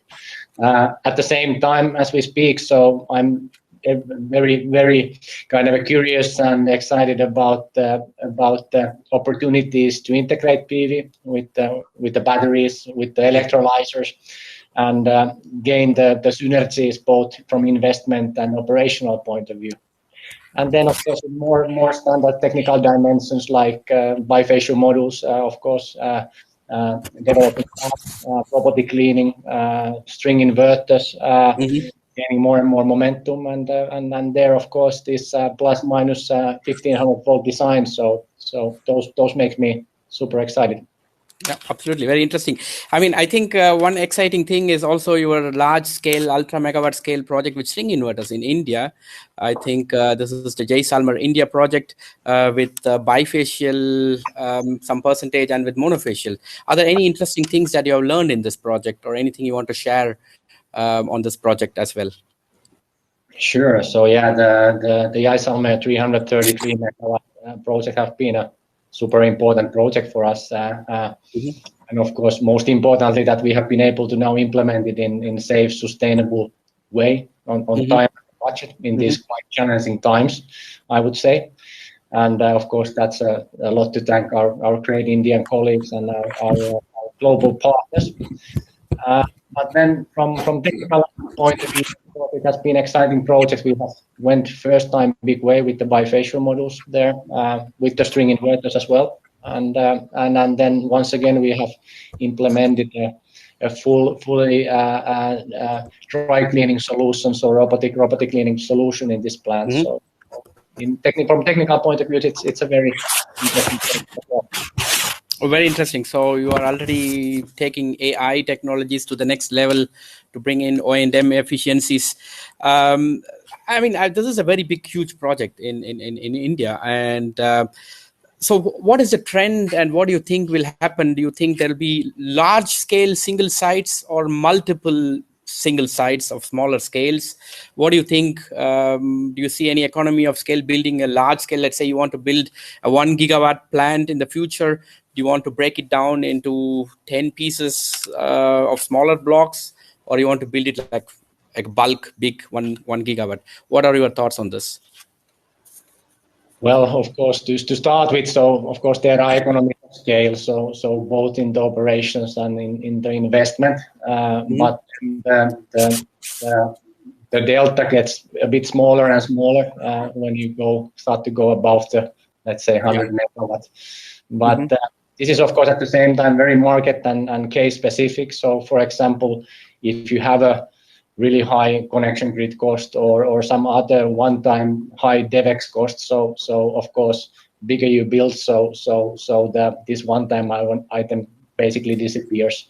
Then I would say that we have been building big plants in India. This has been quite of a market opportunity as well. And now when we start building more and more projects to Europe, so the average size would naturally come a bit down.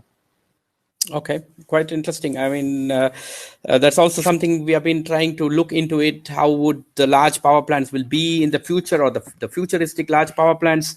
Are there any wishes that you want to say as a pioneer in solar industry? What changes you want to see in the industry?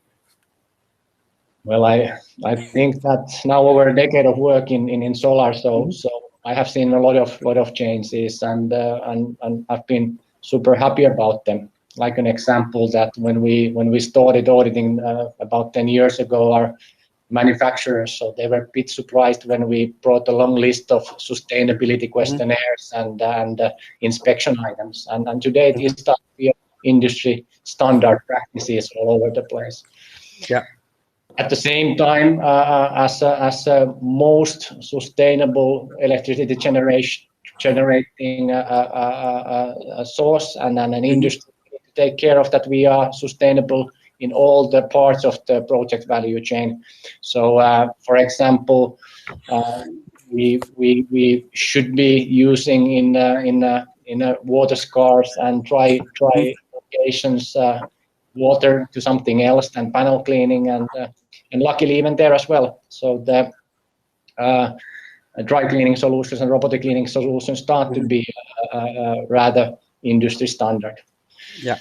But then where I of course see that we can always be better and we should be better is that the drumming the drums in the political scheme. So we need everybody to know that this is the most sustainable electricity source, and the political decision makers all over the world that give their support for of course for solar, for the renewable, but for the whole green transition. Yeah, so I think we are in the same thoughts like you. I mean, environment, health, safety, and sustainability is one, let's say, fundamental building block, and above it comes, let's say, the power plant, the electrical disciplines, and so on. And as you rightly said, like dry cleaning, which you have already, I think you have done that in the project in India, right, with the dry cleaning. So I think this is going in a very good direction to bring more sustainable practices in a large-scale PV power plant. And thanks, Mr. Siniharju, for your thoughts and sharing us your very valuable inputs. And it's always a pleasure to speak with you, and nice to have you today in our panel. Yeah, thank you very much for joining. Thank you.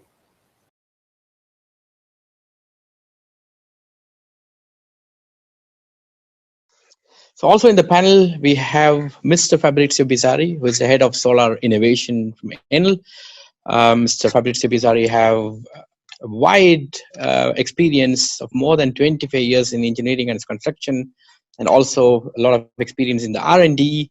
Mr. Fabrizio Bizzarri was one of the key person involved in the construction of the first bifacial SJT factory in the world. And he's managing innovations and R&D topics with Enel. We wanted to ask one very important question from the innovation side. As we are speaking now, various technologies, we are talking about grid-tied inverters, and we would be having in the future technology that can do grid forming. So, Mr. Bizzarri, what do you think is the key technology needed and the use cases for grid forming? And what kind of scenarios you are looking for with grid forming type of inverters in the future? Sure. Thank you, Ariram. I think that in the past, grid forming requirement was only concept just for small scale system and island system. So small hybrid system that have not connection with the grid, or they was just connected with a small grid and weak grid. Nowadays is more important is always a growing of plant connected to the grid, and thinking to the future in which we will have a big percentage of a renewable plant integrated in the grid. We have to think to something to maintain the control and the grid stability. So how we can maintain the grid stability, thinking to renewable penetration that are more or less even more than 60%. We are talking about in Europe, for example, there is a program in which we are talking about the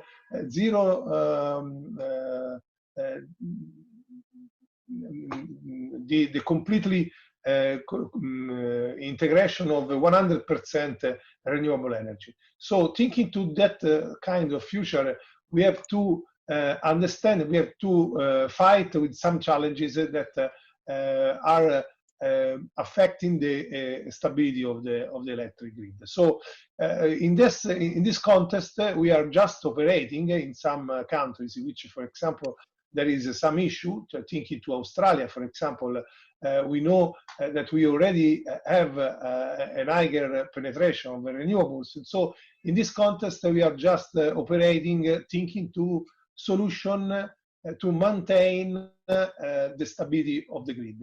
In this sense, for example, we are just facing with issue and topics typically of a grid forming inverter, like frequency control, voltage control, system protection, fault ride through and voltage recovery. And so we have to model and simulate this kind of working of equipment.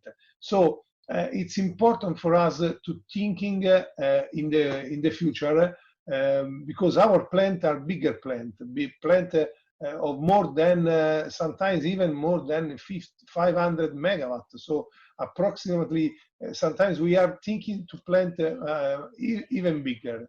And in this kind of plant, I think that we will have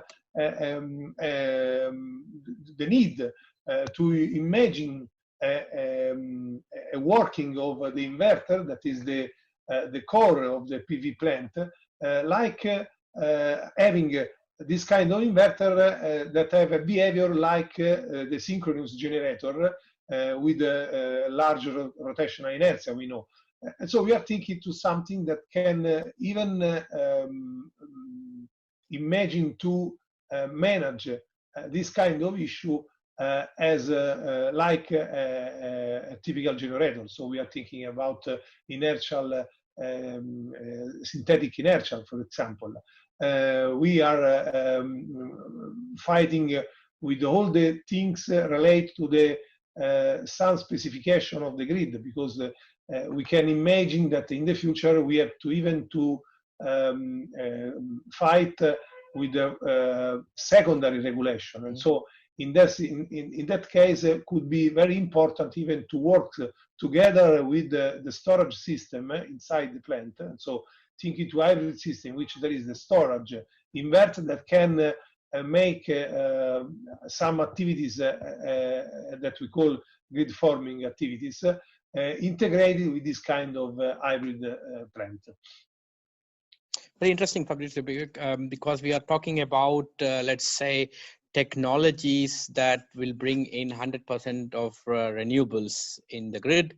And you mentioned Australia as one of the key challenge where grid forming capabilities are very important. We are also seeing, let's say, needs for grid codes to satisfy grid forming technologies. For example, what are the capabilities of grid forming methods like harmonics as a sink? What is the short circuit current contribution from grid forming, etc.? Do you also see business case for grid forming in Europe, Mr. Pizzari? Yes, I think so. So thinking to the Europe, I told that we are thinking to reach in 2030 a very challenges penetration of the renewables. And so there are some countries, for example, in Spain, in which there is even this kind of issue, thinking to the, for example, the energy management. Today, we are even, we know that in Spain, there is even a strong regulation, considering even the approach, the forecasting of the nowcasting of the renewable energy, especially for the wind and solar. And so it became very important to not only adapt the functionality of our plant, but even thinking before the construction of the plant, how we can contribute to the stability of the grid. And so obviously the inverter is something that will be key for this kind of the generation. So obviously we know that inverter is key even for other renewables. So in the future probably the domination will be essentially from generator that have power electronics on board. And so I think that could be very interesting to have a kind of generator even in a big plant, in a bigger photovoltaic plant, that can manage in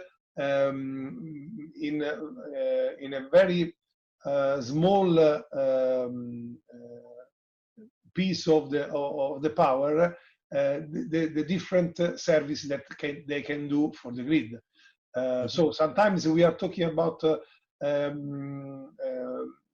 centralized system to manage the interface with the grid, but obviously having some kind of inverter that can manage this at small power could be very good.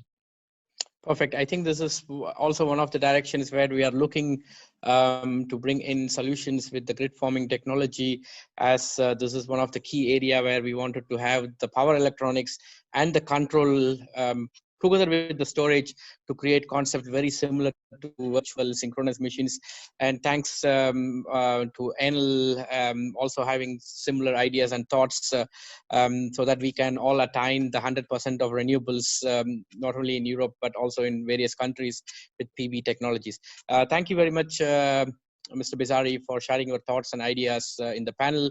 And I think our listeners might have got very valuable input from you today, and we will see a lot of sustainable renewable power plants in the future. Thank you very much. Thank you very much, Ariram. Bye.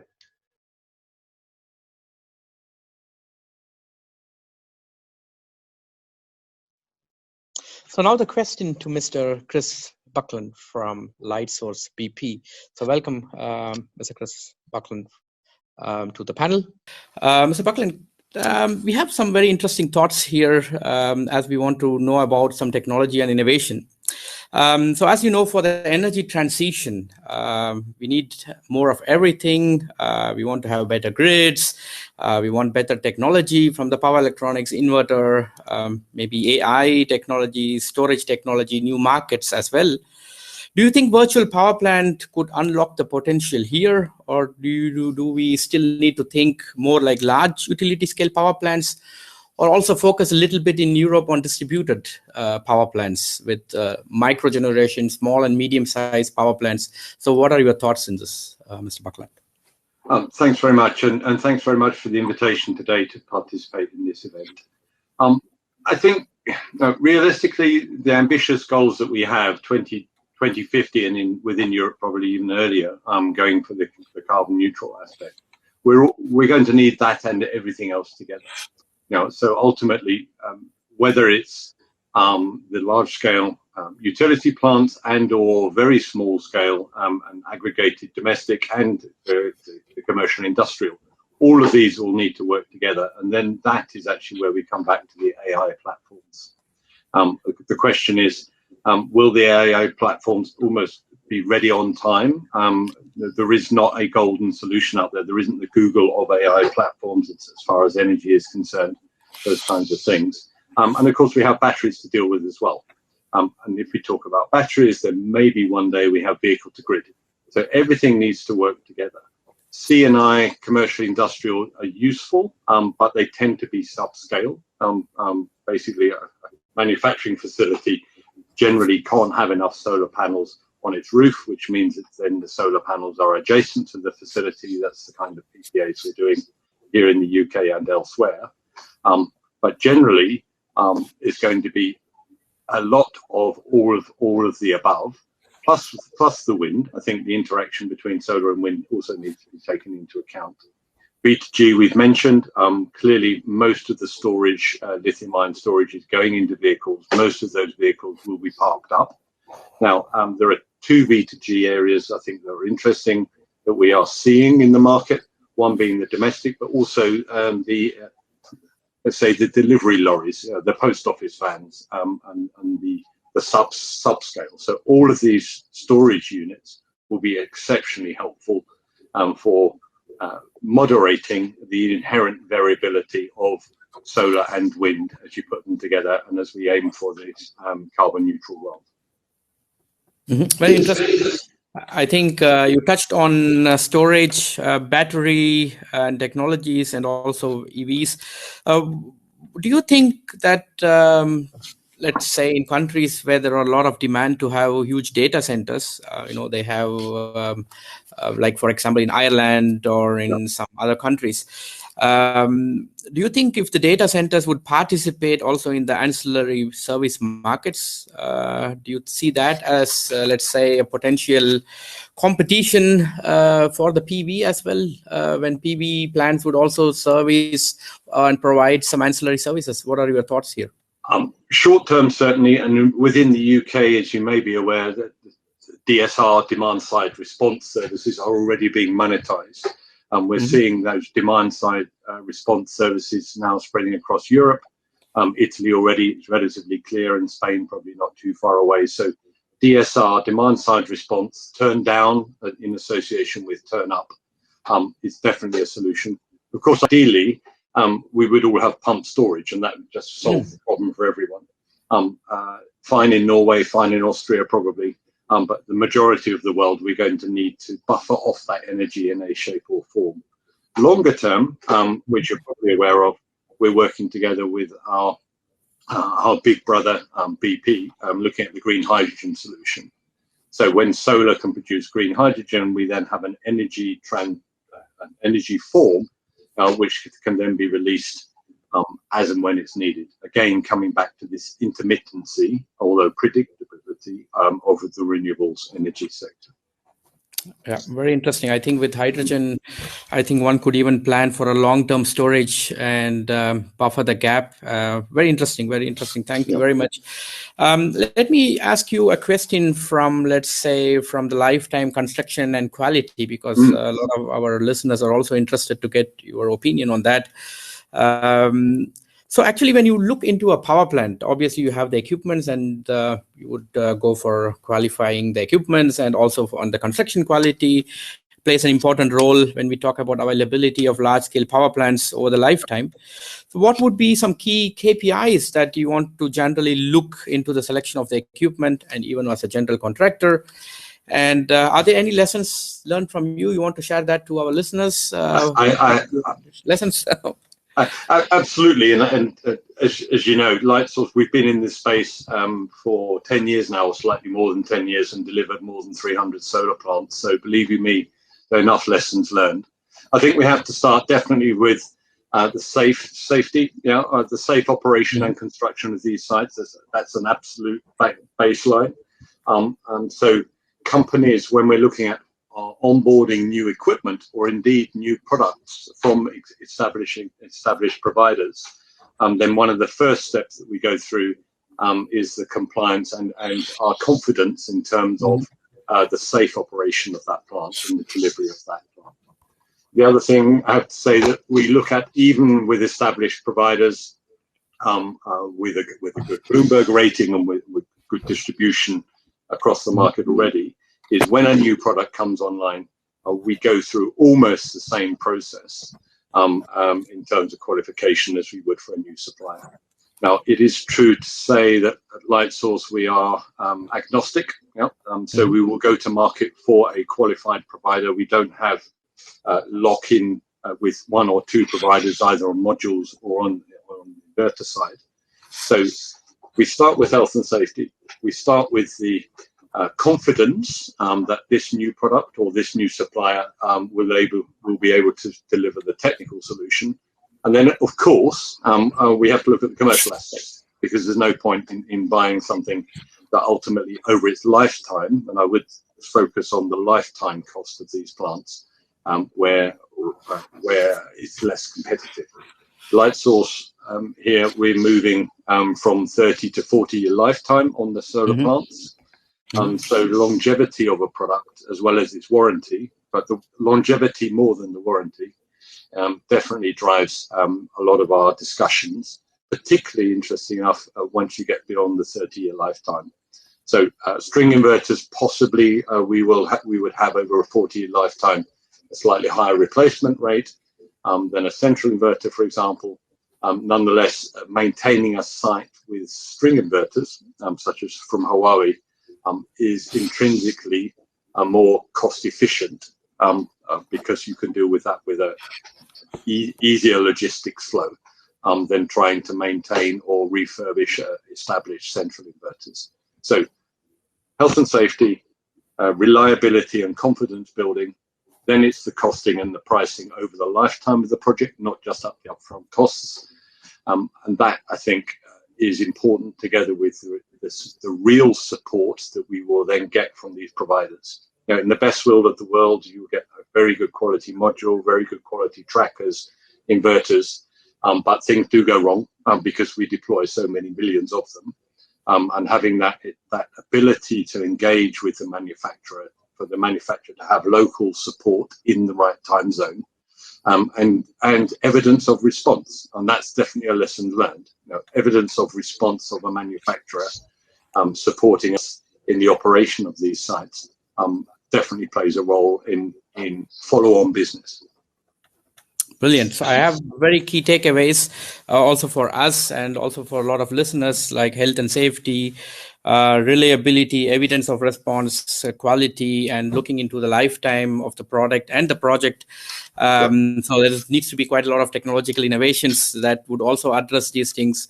For example, like conditional-based maintenance methods, so that maintenance can be done with more, let's say, technological evidences and so on, rather than making it periodic process.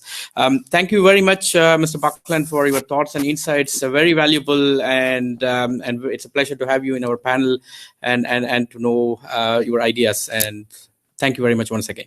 Right. Appreciate the time again and the opportunity to suggest some insights from what we have on this side of the pond. Okay. Thank you. Bye-bye.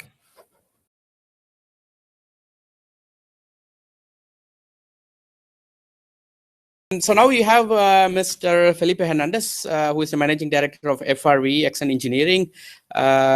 So the question to you, Mr. Hernandez, is what is the technology trend and the biggest challenge of utility scale storage solution from your point of view? So what are your thoughts in this? We would like to have our listeners enlightened with your feedback. Okay, first of all, thank you to Huawei to invite to take part of this panel. It's an honor to share this time with you. So, talking about the technology trends, I think that it's the time to integrate the storage with the power generation. At the moment, some solutions, some projects have been done, but it was not really integrated.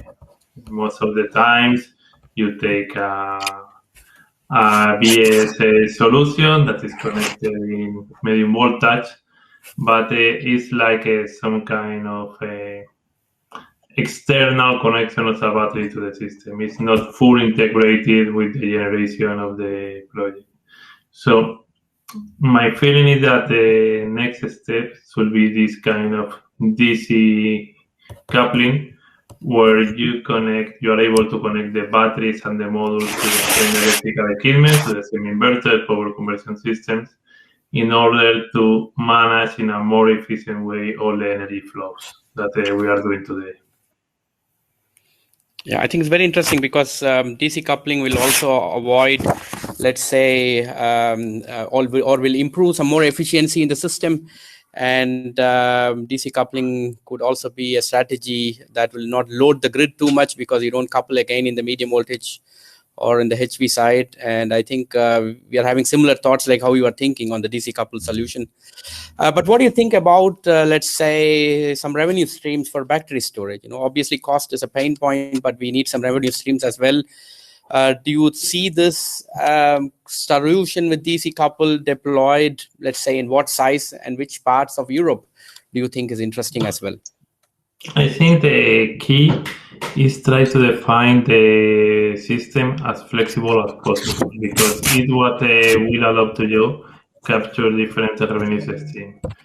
Now, depending on the countries, there are different very interesting streams. In some areas, energy arbitrage. In other areas, you can manage the frequency service, the ancillary service, but it is in a very quick evolution change. So really, no one could guarantee what will be the main revenue stream in 5, 10, 15 years. So what we try to do is we try to define very flexible system that will allow us to evolve with the markets and the technology. So maybe sometimes we will be playing in ancillary service.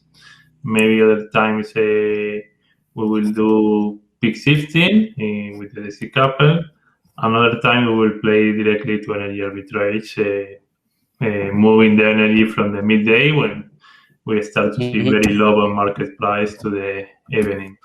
So I think the key will be on this side. In flexibility, have a system that is able to be very flexible to take all these different options. Some of them we don't know yet what will be, and also a very power software that allows you to do all this energy and service management. And it's where the difference will be done in how you use your system, how you are able to read what is happening in the grid to take this revenue stream.